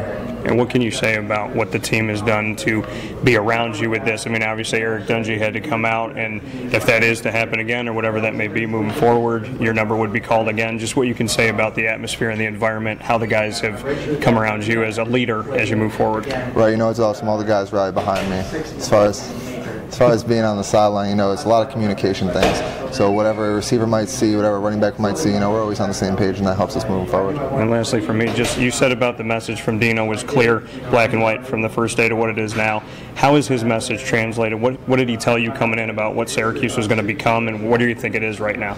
It's all a process. You just got to stay through the process. It's going to be ups and downs in the road, and if you stay to the end, you're going to like the end result. That coming from Tommy DeVito. Tommy DeVito, the quarterback that stepped in after being redshirted last season, stepped in against Western Michigan, and ultimately had to step in this game after there was some blurriness in the vision of Eric Dungy. Tommy DeVito steps into the game and ends up leading the team to the promised land, gets them in the end zone, something they didn't do with Dungy out there. And so he leads them there in the second half. They make it happen. They win the game 30-7 after going up 6-0 in the first half. They win the game 30-7. And speaking of winning games, I want to get to the NFL and let you know what's going on here. Yesterday with Wake Up Call on the road as I traveled back from Jacksonville to Syracuse. And I got to tell you, the weather's actually been comparable in Florida and New York, which is pretty freaking awesome. That in central New York, it's warm and sunny, and down in Jacksonville, it was warm and sunny. So I love it. I think it's great. So, I would take it all year. If we got like 75 and sun, oh my God, I'd take it all year long. Jump in a pool. I would be in my element, folks. By every stretch of the imagination, I'd be relaxing and enjoying it. So if we could maybe just not have so much of a winter and have more of a nice, kind of 65, 75, fall, and that'd be great. It's a little extended fall and some positive coming from that. That would be wonderful. So I would definitely welcome that with open arms. So I just throw that up to God, and they say if you want to make God laugh, tell him your plans. So I'm not going to say that I'm planning on it, but I'm going to say that I'm hoping about it. We'll see what happens from here. And, with me looking at what's been going on in the NFL, I'm sorry, I just saw something about Vontae Davis. I mean, it's got to pain you as a Bills fan. It has to, as a Bills fan, not only is your quarterback getting sacked at least 5 times a game to start the season, 6 in the first game, 5 in the second game, but you have a player who retires in the middle of a game. Like, I don't even want to go out there. I don't even want to put my body out there one more time. And I read what Vontae Davis said, and it was very, it was well thought of, and it was just, I thought that there were some good things in there, some good moments. He put some thought into what he wrote is what I'm essentially trying to say over here. But at the same time, I mean, he left the team during halftime. It's like, I'm going to go sit in the stands and get a cheeseburger, guys. I'm not playing this game no more. Like, you got to, it's one thing to be a Bills fan and say that there's been some trying times, or that it confuses you that the team didn't know who their quarterback was going into training camp or out of training camp. They traded for A.J. McCarron, then they let him go. They traded for Corey Coleman as a wide receiver and then let him go, and don't really know who their top wide receiver is with that. LaShawn McCoy's got his off-the-field stuff that could cause a problem. Maybe it doesn't cause a problem. So ultimately, it's been a you-know-what show in Buffalo, and on top of that, to add insult to everything going on, Vontae Davis at halftime goes, "Hey, y'all, it's been real. Thanks for giving me a job. I don't want to play anymore. I don't want to play football anymore." I mean, it's just, to drive a man to not want to play football anymore. And obviously, I'm kidding. I don't think that they are the reason why, but I just find it really funny that Buffalo has been going through so much, and that this, on top of all of that, is happening, that Vontae Davis is saying, "I don't think I want to play football anymore, guys," and he just happens to be in Buffalo. So pretty nuts, pretty crazy, but to a Buffalo fan, it's just a typical Wednesday. So I mean, it's just, I really don't. I don't know what to say. But I feel for you. I hope the best for you, Buffalo. I have, some of my favorite teams have been at the bottom of the barrel. So I understand, and I feel your pain. I'm trying to laugh through the pain with you here, but I can honestly tell you, in almost 16 years of doing this thing, and being a fan forever and a day of sports, I don't recall ever a time where a player quit at halftime. They might have quit on the field. Maybe they didn't try as hard. Terrell Owens and Randy Moss and so on and so forth. But Chad Ochocinco. But I don't remember a guy who literally was like, I'm packing up my locker. Thanks for the fun time. I'll see you guys later. Pretty intense, pretty crazy, pretty strange as we move forward here in the NFL season without Vontae Davis. Very, very strange. Another thing that's strange is the fact that the Tampa Bay Buccaneers quarterback Ryan Fitzpatrick wants to look like Conor McGregor, who fought Floyd Mayweather. And I said this on the show yesterday. To get into this game, the Tampa Bay Buccaneers are 2-0 without Jameis Winston. And this is, people say this all the time. If you don't appreciate your job, you may not have it when you come back to look for it. So, that's an issue. It's definitely an issue. And guys, they think, I got my job because some of these teams give it back to him. If Le'Veon Bell came back today, he'd be my backup to James Conner. You might call me crazy. I don't really care. He would be my backup to James Conner because James Conner did everything he was supposed to do. And if you have a child that constantly is breaking the rules and you're letting him off, but you're punishing your other kid, that kid is not going to resent you as a parent. They're not going to be happy. They're going to rebel more because they're going to say, screw it. They don't get in trouble. I always get in trouble. So this isn't fair. This isn't right. And there's going to be disdain. There's going to be anger. There's going to be resentment. There's going to be pain that comes from that. You can't say, hey, guys, Le'Veon's not going to be here, but as soon as he comes back, we're going to treat him like gold. I'm not saying treat him poorly, but I most certainly would not pull a job away from somebody for Le'Veon Bell. And with Jameis Winston, I'd sit his butt right on the bench because Ryan Fitzpatrick's 2-0. Ryan Fitzpatrick looks like an 80s... I don't know. I don't really know how to describe it. An 80s pimp? I don't really know. The hair slicked back, the long beard, the glasses indoors, the chains, the chest hair, the open shirts. I can tell you that I love it because I kind of do, but it's also very much WWE in the NFL. So, it's interesting, but at this point, I'm thinking if I'm Ryan Fitzpatrick, I'm going to live it up because I'm typically not a declared starter unless somebody gets hurt. People underestimate me and think that I'll underperform consistently. And even the team that I'm on that I help win, when their quarterback comes back from being suspended or being this or being that, they get the job. So I'm going to live it up. I'm going to have fun. I'm going to be how I want to be and do what I want to do because, damn it, I'm going to enjoy my life and I'm going to enjoy this chance while I got it because I don't know if it'll ever come back again. And I don't know if I'll have the opportunity when all is said and done to be the starter.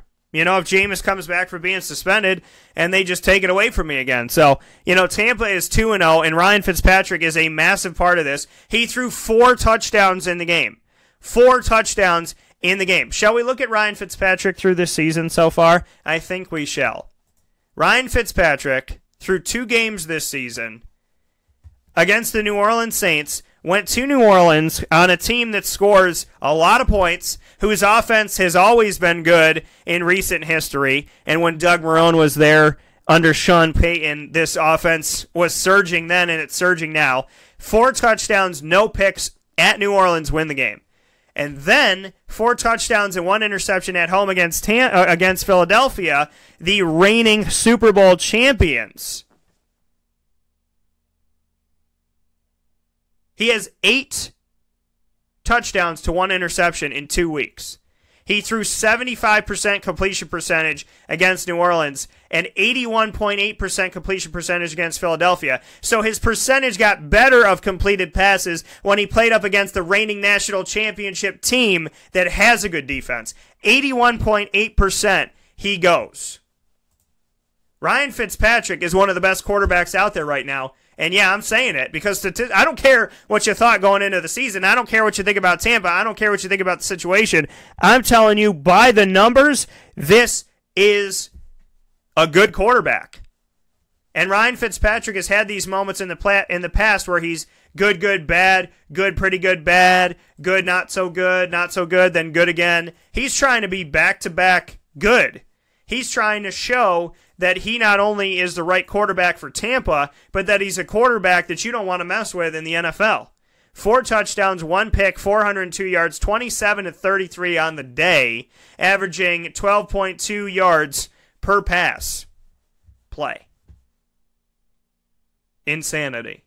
Deshaun Jackson, O.J. Howard, Mike Evans, Chris Godwin all got a touchdown. Chris Godwin, who some people are high on, like John Newman, who's here with our Collectible Corner segment every Friday of Newman Sports Cards, he likes Chris Godwin, and Chris Godwin had a touchdown in the first game and a touchdown in the second game as well. Mike Evans is getting involved. O.J. Howard has been getting involved, and we have seen Deshaun Jackson continue to get involved. And you know that Deshaun likes to play up for these games. 4 catches for 129 yards. Just 4 catches gives him 129 yards against his old team that spurned him and let him go, the Philadelphia Eagles, and he had a touchdown against them as well. His longest catch, 75-yard play. He was targeted 4 times, and he caught all 4. So, you know, that thing is very much alive. It doesn't happen to every player. Sometimes it's good, sometimes it's not so good. But I always tell you to circle those games where a team is playing up against their old team, no matter how many years it's been since they've been on that team. Think about that player that's been on that team, and then they get to go up against them another time around. And there are so many storylines in the NFL and in sports in general where somebody gets to play up against the team that spurned them, or they, you know, just didn't have a good relationship with. And Deshaun Jackson playing up for this game. He is in his 11th season and had 129 yards on 4 catches, catching all 4 targets that came his way and a touchdown, averaging 32 yards per catch. I would think that that's a pretty good day for Mr. Deshaun Jackson. So, close game, 27-21. Nick Foles only had a touchdown in the game. Jay Ajayi got another touchdown, so he has scored in the first 2 weeks. Corey Clement has also scored in the first 2 weeks. Shout out to the people that picked him up, including myself, because I thought that he would be a pretty good player there. So I'm gonna give myself a shout out there, because Corey Clement is somebody that he was an undrafted rookie out of Wisconsin, and look at what he's been doing so far. And with that being said, to move on to Indianapolis and Washington, I thought Washington would get this game at home. Surprisingly, Andrew Luck goes out on the road and defeats Washington 21-9. More surprisingly is the inability for Washington to score any points. Alex Smith did not have a touchdown pass in the game, did not throw a pick though. Jamison Crowder was their leading rusher, 2 carries for 29 yards as they try to make him a little bit of everything. And Adrian Peterson is being himself. Adrian Peterson was let go from New Orleans for not getting much done on multiple carries. In this game, he had 11 carries for 20 yards. 1.8 yards a carry. That is good for one of the worst showcases in the NFL in Week 2. And it's sad, but the reality of it all is Adrian Peterson underwhelmed in New Orleans, so he was let go. And he's underwhelming in Washington. To know that Jamison Crowder, a wide receiver, had 2 carries for more yards than Adrian Peterson on 11 carries. But they did this test before. They said, okay, Alvin Kamara, you run the ball. Okay, Mark Ingram, you run the ball. Okay, Adrian Peterson, you run the ball. And Adrian Peterson consistently underwhelmed. Chris Thompson in the game had 13 catches for 92 yards. He's another guy like Jamison Crowder that's a running back / wide receiver, and he did a good job on the team and for your fantasy team. Eric Ebron caught a touchdown. That's insult to injury for the Washington Redskins, because Eric Ebron wasn't catching anything, even though he had Matt Stafford for multiple seasons in Detroit. T.Y. Hilton had a touchdown in the game as well, and Jordan Wilkins was the leading rusher for 61 yards on 10 carries. Marlon Mack had the same amount of carries for about half the yardage, 3.4 yards per carry on 34 yards on 10 carries. And Nyheim Hines, who I told you to circle, might not be big for yardage, but he is one of those guys that could do a lot of different things. He got his first career touchdown this game up against the Washington Redskins. Only 7 yards on 4 carries, 1.8 yards a carry, just like Adrian Peterson. But he did get a touchdown in the game, unlike Adrian Peterson. So the Colts move on to 1-1 on the season as the Redskins fall to 1-1 on the season after winning their opening game. The Los Angeles Rams are the first team to give a goose egg to anybody this season, giving a goose egg to the Arizona Cardinals. The Arizona Cardinals are not what they used to be, and I would imagine that the Arizona Cardinals are going to go to Josh Rosen, their rookie quarterback, sooner than later. David Johnson did almost nothing in this game, 13 carries for 48 yards, shows you how good the Rams defense has become. Larry Fitzgerald, 3 catches for 28 yards. Christian Kirk, their rookie wide receiver that I think eventually will take over for Fitz and be the number 1, 4 catches for 27 yards. So he was quiet as well. Brandon Cooks had 159 yards on 7 catches, targeted 9 times, caught 7 of those for 22.7 yards per catch. Tyler Higbee, the tight end, got a touchdown on the only catch that he had of the day. Cooper Kupp got you 63. Robert Woods got you 81. So if you listen to me, you played Cooks, Woods, and Kupp. And then Malcolm Brown, believe it or not, led the team in rushing yardage with 46 yards. But Todd Gurley on 19 carries didn't look pretty. 42 yards on 19 carries, 2.2 yards a carry. But he had 3 touchdowns in the game. Didn't have to go that far to make it happen up against the Arizona Cardinals. So even though his numbers overall don't look good, his runs were from close. Gurley had an 11-yard run into the end zone, a 1-yard run, and a 2-yard run. So systematically getting down the field, throwing the ball, and running the ball were the Rams against the Cardinals, who got close and were allowed to, and then, got as close as they got, punched it in with Todd Gurley. And it's good to see a running back do that because, teams struggle. We saw Syracuse struggle this weekend despite the fact that they won 30-7. They struggled to punch it in from close range, and we saw that the opportunity of this going on with Todd Gurley being able to punch it in from close, from 1 yard out, 2 yards out, and then his longest being from 11 yards away. So a shout out to Todd Gurley on what he was able to do in this game as the Los Angeles Rams, more and more so. I said that they were a playoff team, but they could be a Super Bowl contender this season. It looks like they made good decisions on getting rid of the excess of wide receivers that they had and spending more time and money on building up the defense and making sure that they're strong on both sides. Definitely like what I'm seeing with the Rams in Los Angeles. Not liking what I'm seeing in Detroit. The Detroit Lions went up in the game in the first quarter, 7-3 on the road against the Niners. They fell behind at halftime, 13-10, and then ultimately fell well behind in the third quarter by 2 touchdowns, came back and were within 3, but ran out of time as the San Francisco 49ers were able to hold on. Matt Stafford did not throw a pick in the game, which is good.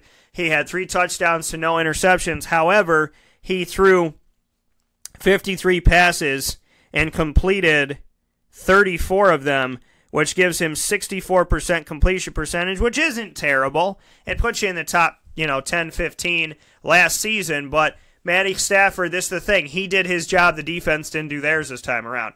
So Detroit was all over the place, and Matt Stafford was a huge problem with 4 interceptions in the first game. This time around, Matt Stafford does a good job. He doesn't throw any interceptions, got 3 touchdowns in the game, and the defense can't take care of it. So this is a case of Detroit not being able to get it done anywhere on the field against the Jets, and then the offense coming back and doing good things against the Niners on the road, but ultimately the defense not showing up in this game. Kerryon Johnson led the team, and as you know, I can't say Kerryon Johnson without playing what I always play when it comes to Kerryon Johnson. So it has to be this way, folks. Every time you hear from Kerryon Johnson, you hear this. Well, you don't hear the ad before it.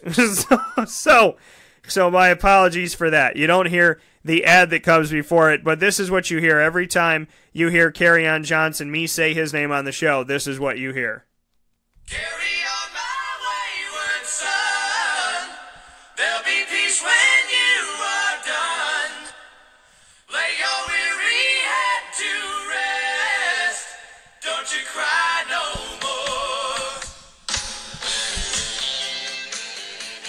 He had 8 carries for 43 yards, 5.4 yards a carry. Not too shabby for the young running back in his second game of his NFL career. Coming as a rookie out of Auburn as a second-round draft pick, 43rd overall in the 2018 draft by the Detroit Lions. Golden Tate in this game led the team with 109 yards on 7 catches. Kenny Galladay and Marvin Jones Jr. both had a touchdown. Michael Roberts had the other touchdown. So shout out to Tate, Galladay, and Jones Jr.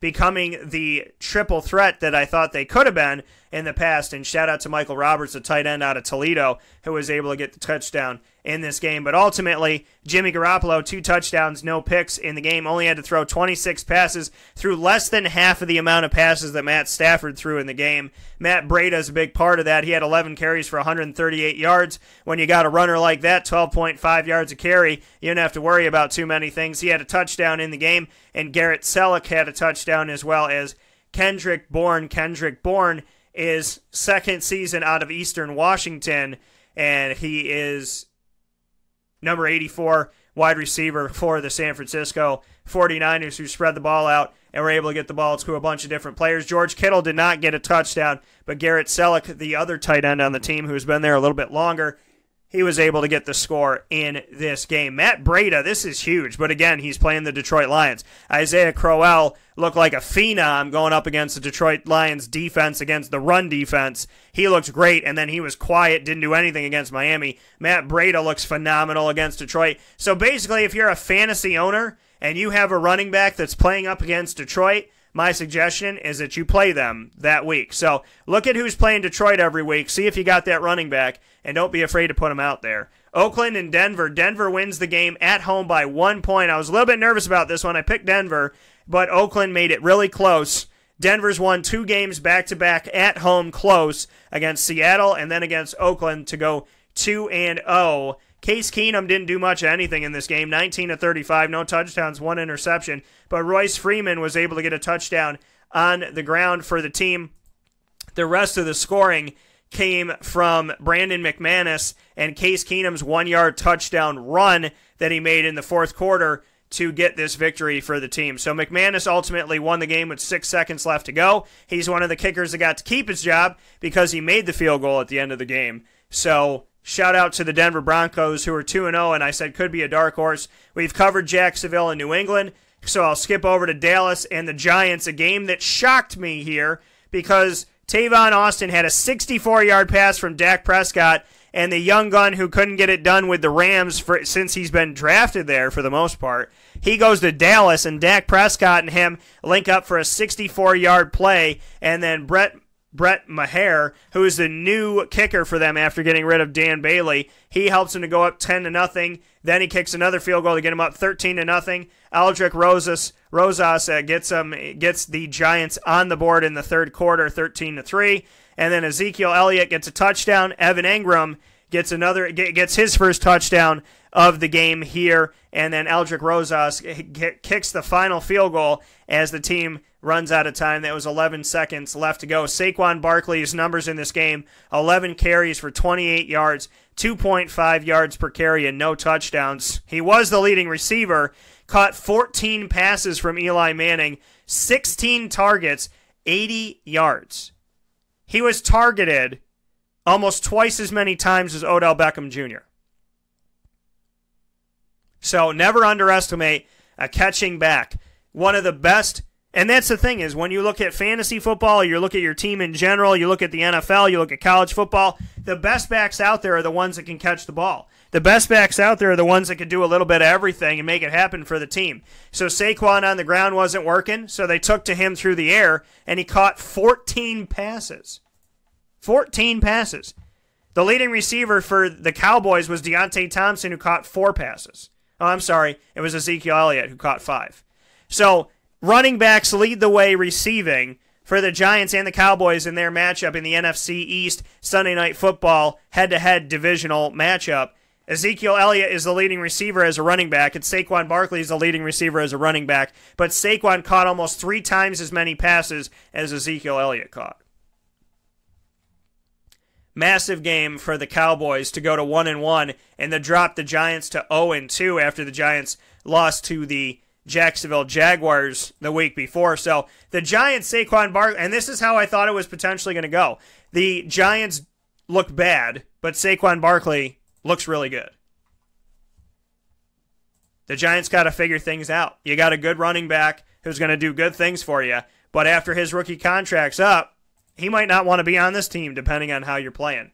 The Chicago Bears and the Seattle Seahawks Monday Night Football. I had the opportunity to watch this at the Scat Cats Club at Disney's Port Orleans French Quarter while I ate their spin on chicken and waffles with my longtime producer and friend, Niccolo Cicero. Let me flip that. Friend and then producer, Niccolo Cicero, as we were hanging out and having a good time. We got some good food together. So we're watching this game. Russell Wilson had a touchdown and a couple touchdowns and a pick. Mitchell Trubisky had 2 touchdowns and 2 interceptions in the game. Jordan Howard and Tariq Cohen didn't do much of anything. Rashad Penny was quiet too in his second game after coming in as a rookie. 10 carries for 30 yards as a rookie, picked in the first round, 27th overall out of San Diego State by the Seattle Seahawks. Tyler Lockett led the way for the receivers for Seattle, 60 yards and a touchdown. Will Dissly had 3 catches and a touchdown. The tight end, who is now trying to fill in the gap with Jimmy Graham being gone. Allen Robinson, who came from the Jaguars, tore his ACL last year and was not a part of their run into the AFC Championship game on the field. Allen Robinson had 10 catches for 83 yards, targeted 14 times by Mitch Trubisky. Did not have a touchdown, but numbers looking pretty good. Anthony Miller had a touchdown in the game. Anthony Miller, a guy who I covered with the Memphis Tigers. He got his first career touchdown as an NFL player, as a rookie out of Memphis, drafted in the second round, 51st overall by the Chicago Bears. Also getting a touchdown is tight end and former Philadelphia Eagle and Super Bowl champion Trey Burton, who was targeted 4 times, caught all 4 of them, including a touchdown pass from Mitch Trubisky. I don't think that the Bears are looking too shabby, but the Seattle Seahawks definitely don't have the defense they used to and don't have the team they used to. Russell Wilson doesn't look bad, and Russell Wilson, believe it or not, led the country in touchdown passes last season with 34. But the Seattle Seahawks, they've lost on the road at Denver and on the road at Chicago. I'm sure they're very much looking forward to having the 12th man at home against the Cowboys this Sunday, coming up at 4:25 p.m. Eastern Time on Fox. We'll take our final step aside of the show, and when we come back, we will continue the football conversation, but we'll head back to the college football ranks, and we will have 5 coaches of the American Athletic Conference join the show with my Q&As directly to the coaches on the American Athletic Teleconference coming up in just a moment. This is a wake-up call, Fast Break.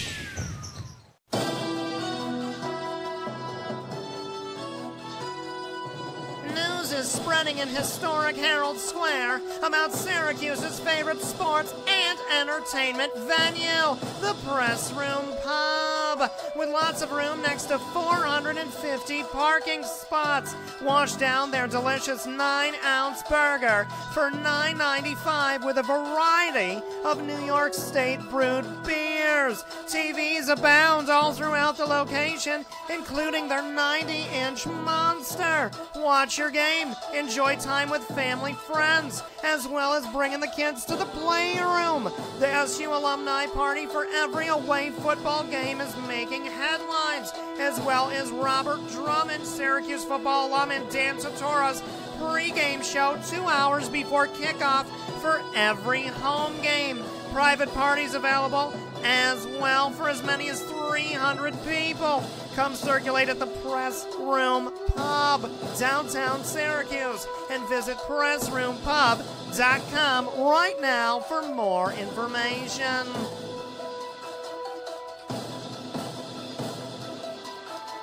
Carvel DeWitt, it's what happy tastes like. Do you know why? Because we make ice cream. Creamy, rich, flavorful ice cream. Not yogurt or ice milk like some of our competitors. Ice cream. Fresh, by hand, daily. For the calorie conscious, we have something new for you. Our new Carvelite. Same great flavor, creaminess, and texture of our regular ice cream with only 35 calories an ounce. So whether you want an ice cream cake, flying saucer, dasher, carvalanche, hard or soft ice cream, we will satisfy your craving with our fresh, handmade regular or new Carvelite ice cream. Carvel DeWitt. It's what happy tastes like.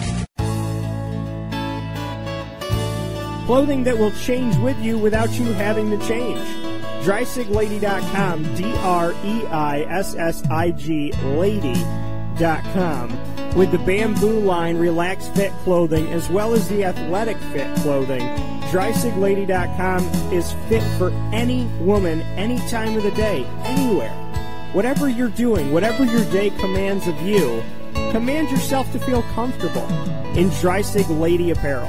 DREISSIG, lady.com.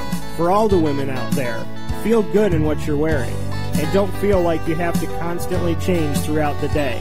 Whether you're a stay-at-home mom, a business owner, going for a jog, going for a meeting, or just relaxing at home, DrySigLady.com is the right fit for you. DREISSIG, lady.com.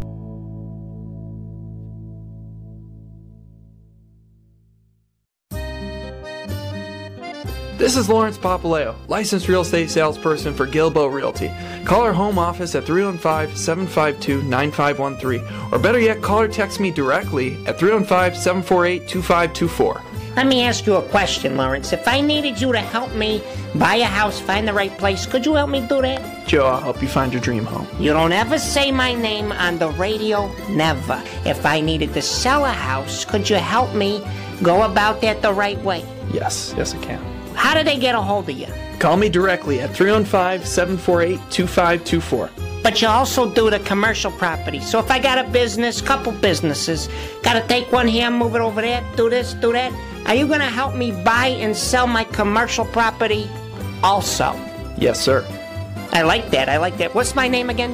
I have no idea. Absolutely, but they need to know your name, so give it one more time. This is Lawrence Papaleo, licensed real estate salesperson for Gilbo Realty. My phone number is 315-748-2524. Why don't you tell them your name one more time and that number so we can jot it down? This is Lawrence Papaleo. Call me or text me directly at 315-748-2524.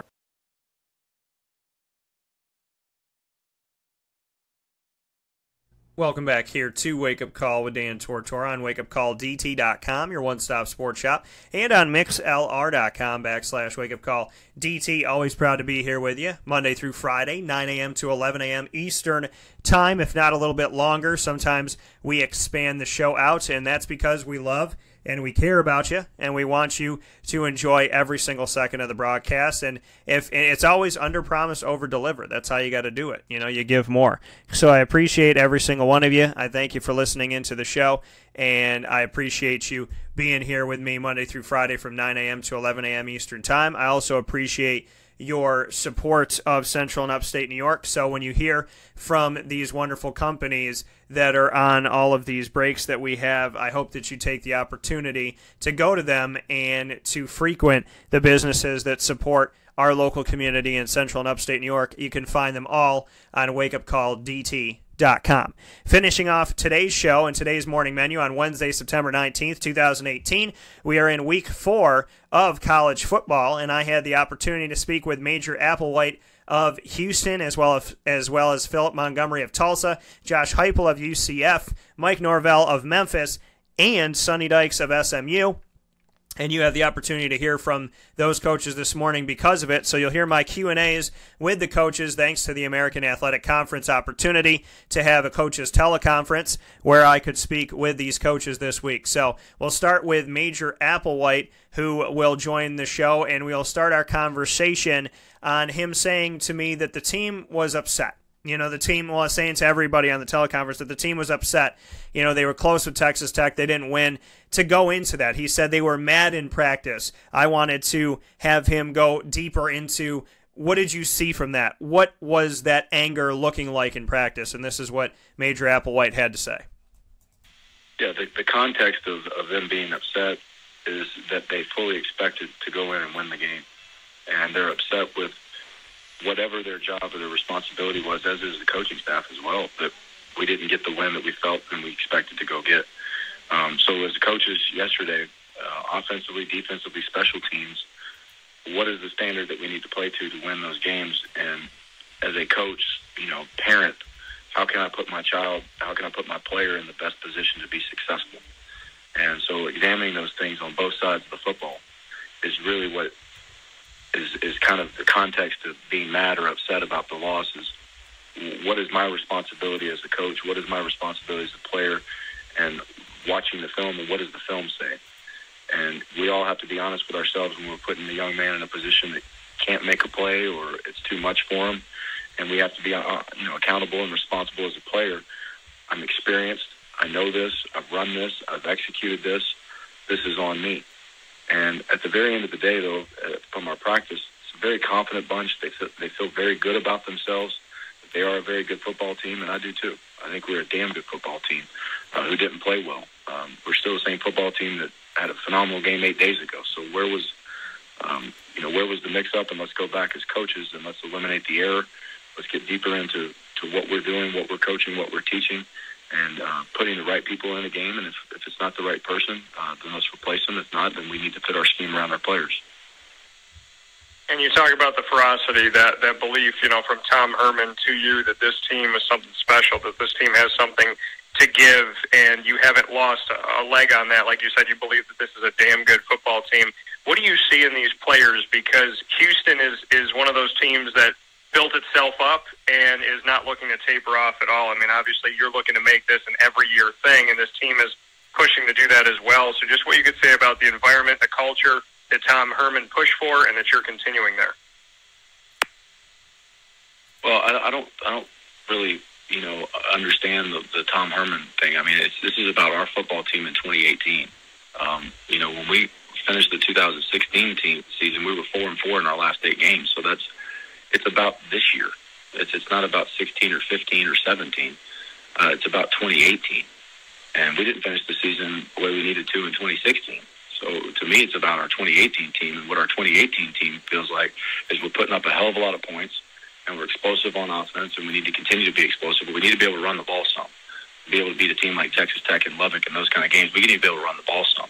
And defensively, it's still the same set of players and coaches that went out there and played 8 days ago against the Heisman Trophy candidate. Their stadium and shut them out in the first half. So where are our mistakes? And let's put the blame on us first as coaches, and let's figure out if it's not the right guy, let's get the right guy in the game. And if it is the right guy and he's not making the plays, are we putting him in the best position? Are we putting too much on his plate to where he's locked up and thinking? This is about 2018. And when I saw our team yesterday and watched our team practice, it was a bunch of hungry guys, not a bunch of guys that are, I'm sore, I just got back on a late plane. They were all out of practice, ready to go, and they're confident in themselves. I don't know what's outside of this building. I just know how our team feels and how our coaching staff feels, and I'm very excited about our football team and where we're headed. That coming from Major Applewhite. Now we get into Philip Montgomery on Luke Skipper, his quarterback. Well, like I just said, I think he's progressing every week. Obviously, we got to eliminate the mistakes and the turnovers. That's been the biggest key. Some of those are a little bit out of his control. Some of them were his control. So we got to do a better job of that, and we got to do a better job of him working in the framework of what we're doing and allowing him to take advantage of what defenses are given to us. I think we're still growing with him, but I think we're progressing at a good rate, and we got to continue to keep that process going. He had a great workout this morning. I've seen what I think he can do. I've seen flashes of it during games. I've seen it more consistent on the practice field, and now it's just translating what we're doing out there to game time and putting it all together for 4 quarters. And then with some of the guys defensively, Gibson and Reeves and whatnot, as well as Lamb, are there pieces on this defense that you can take positively despite the last couple losses that you've seen so far? Yeah, I think our defense has played really well the last, really all year. The first 3 games, done a good job of creating some turnovers, even though we didn't do that last week. But I think our defense overall has played extremely well.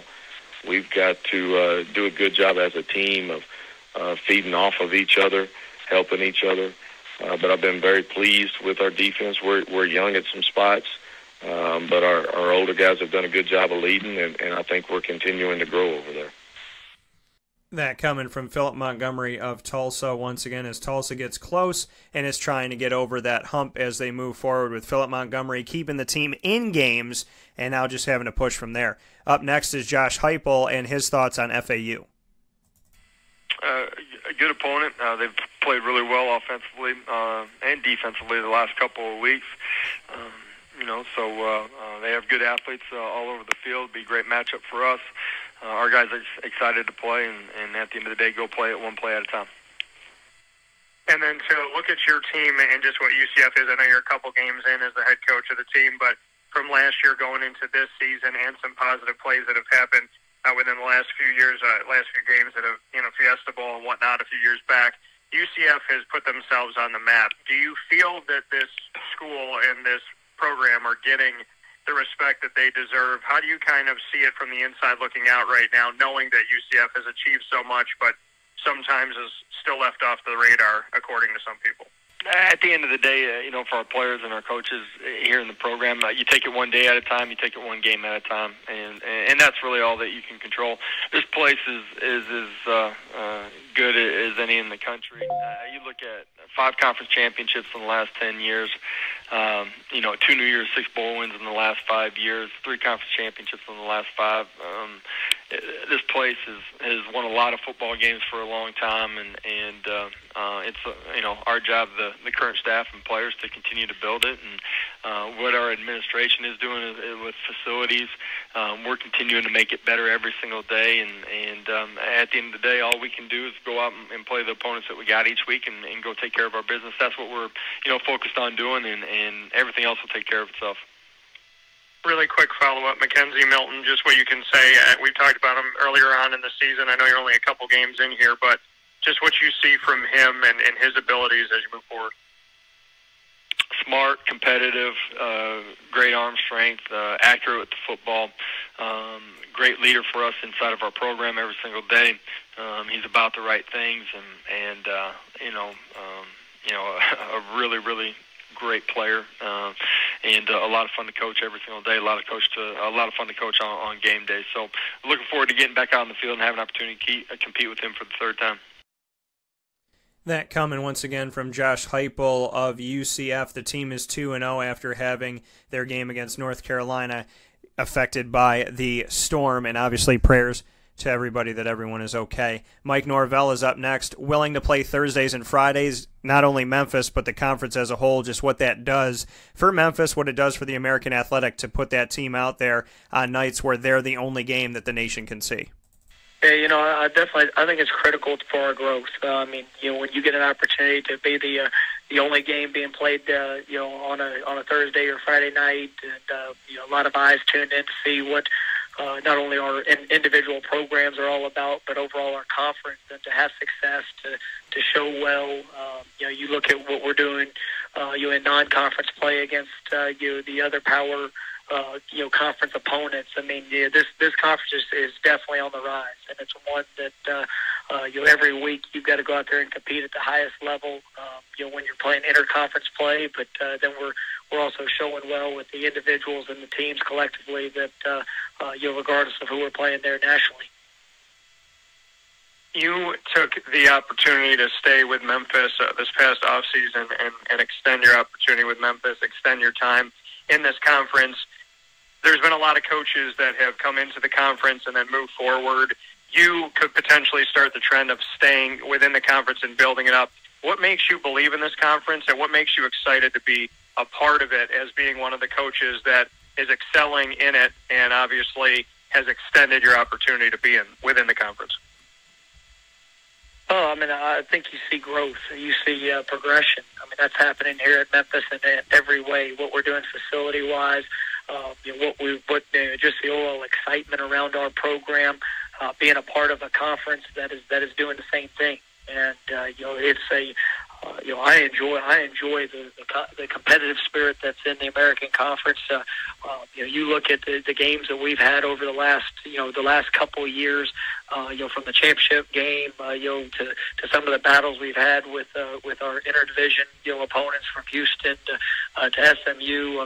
The Navy game even this year. It's an exciting brand of football, and I think that this conference is pushing at a relentless pace to elevate itself on the national scale, and we're doing that between the white lines on the field, and the universities, the commitment to what's going into our programs off of it is also you're seeing that same type of growth. And at the end of the day, I love being here in Memphis. I love this community. I love the young men that I get to coach in the area we get to recruit on a daily basis. And so it's not always people always That's one of the questions that get asked a lot of it. Coaches, there's other schools, there's other conferences, or other.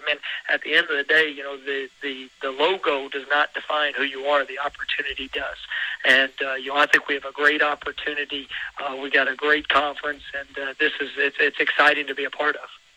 That coming once again from Mike Norvell of Memphis. Up next to finish off the conversations, Q&As with the coaches of the American Athletic is Sonny Dykes of SMU on the defensive pillars, the positives that he can build off of despite the start for his era in SMU.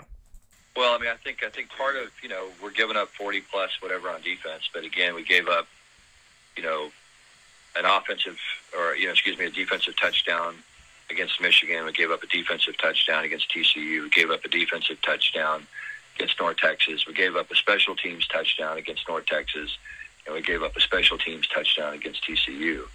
And so, I think there's a lot of points there that are probably not attributed, to our defense. And so I'm pleased with some of the things that we're doing. I think we've given up too many big plays. I think that's been our Achilles heel, has been, and it was certainly on Saturday. I thought we did a good job, for the most part, against a team that really worked hard to run the football, and I thought we held up fairly well against the run, and and they hit us on a couple of long play action passes, and where our safeties didn't quite have the eye discipline that we needed to be able to play those, and we got to improve in those areas. But I don't think that, and again, I'm not a big statistic guy. I think that's one of the things that our defense didn't give up those points, and so I don't think those points should be counted against the defensive football team. I've never really understood scoring defense because again the defense didn't give those points up. But I guess that's another conversation, some other point. But look, I think we're getting better. It's our first year in what we're doing. It's you got to give Ken and his staff a lot of credit. It's pretty remarkable. I was looking through their coaching staff, and the number of years that their assistant coaches have been there, the number of years Ken has been there, and the success that they've had. It's really, you see why they're so successful when you look at the longevity of the coaches. They understand the uniqueness of Navy, and they understand how to recruit there, and they understand how to coach those kids, and they're all on the same page, and it's just everything that you want to have in a college football program. And so anyway, just consistency, and coaches that are happy being someplace, and it's just I think it's what you want to work toward. But anyway, defensively, I think we're getting better. We'll get tested Saturday. This is a completely different preparation. In order to play well against Navy, it's a year-long preparation. You know what I mean? This is a preparation that really needs to start in February, and we're behind and trying to get caught up. And then as far as you made mention of it, you're in your first year of what you're trying to do, and that obviously after you have some time under your belt, there's that hope for success as you build a foundation. What can you say about the way that college football is now, just kind of football in general, in the sense of, people want that immediate success, that immediate turnover? How do you kind of handle that as a coach, saying that obviously you need time to get your players to recruit what you want, to build your foundation, and to do the things that you're looking to do?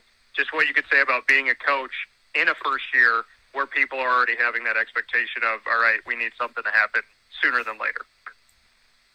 Well, I think that when you look around college football a little bit, I think you see, programs that understand, I think programs, whether it's university presidents, athletic directors, fan bases, whatever the case may be, that, that have realistic expectations.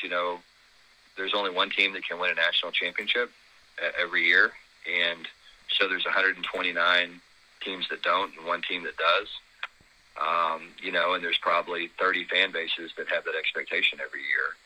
And, and so That's just the way college football is. I mean, I think all of us as coaches understand that and know it. But the programs that have success have strong leadership, whether it's a president, whether it's an athletic director, that understands that if you really want to build a successful football program year in and year out, that you have to have consistency and you have to have continuity. And the programs that have that are the programs that have success. And the blue blood programs that struggle, most of the time struggle because they've had coaching changes. They're trying to get caught up. They're behind the others because, a program like Northwestern has had great consistency with Pat. He's done a great job. And there's all these other programs that are blue blood programs in the Big Ten that change coaches. And all of a sudden, you have a couple of coaching changes, and it takes a while to get a program. It takes a while to recruit. It takes a while to build a culture. And, and if you're changing coaches all the time, it's hard to get that done. That coming once again from Sonny Dykes of SMU. Sonny Dykes of SMU finishes off our conversations, our Q&As with the American Athletic Conference for this week. But wait, there could be one more coming up this week, and that is Randy Edsall, the former running backs coach of Syracuse, that is now the head coach of UConn once again.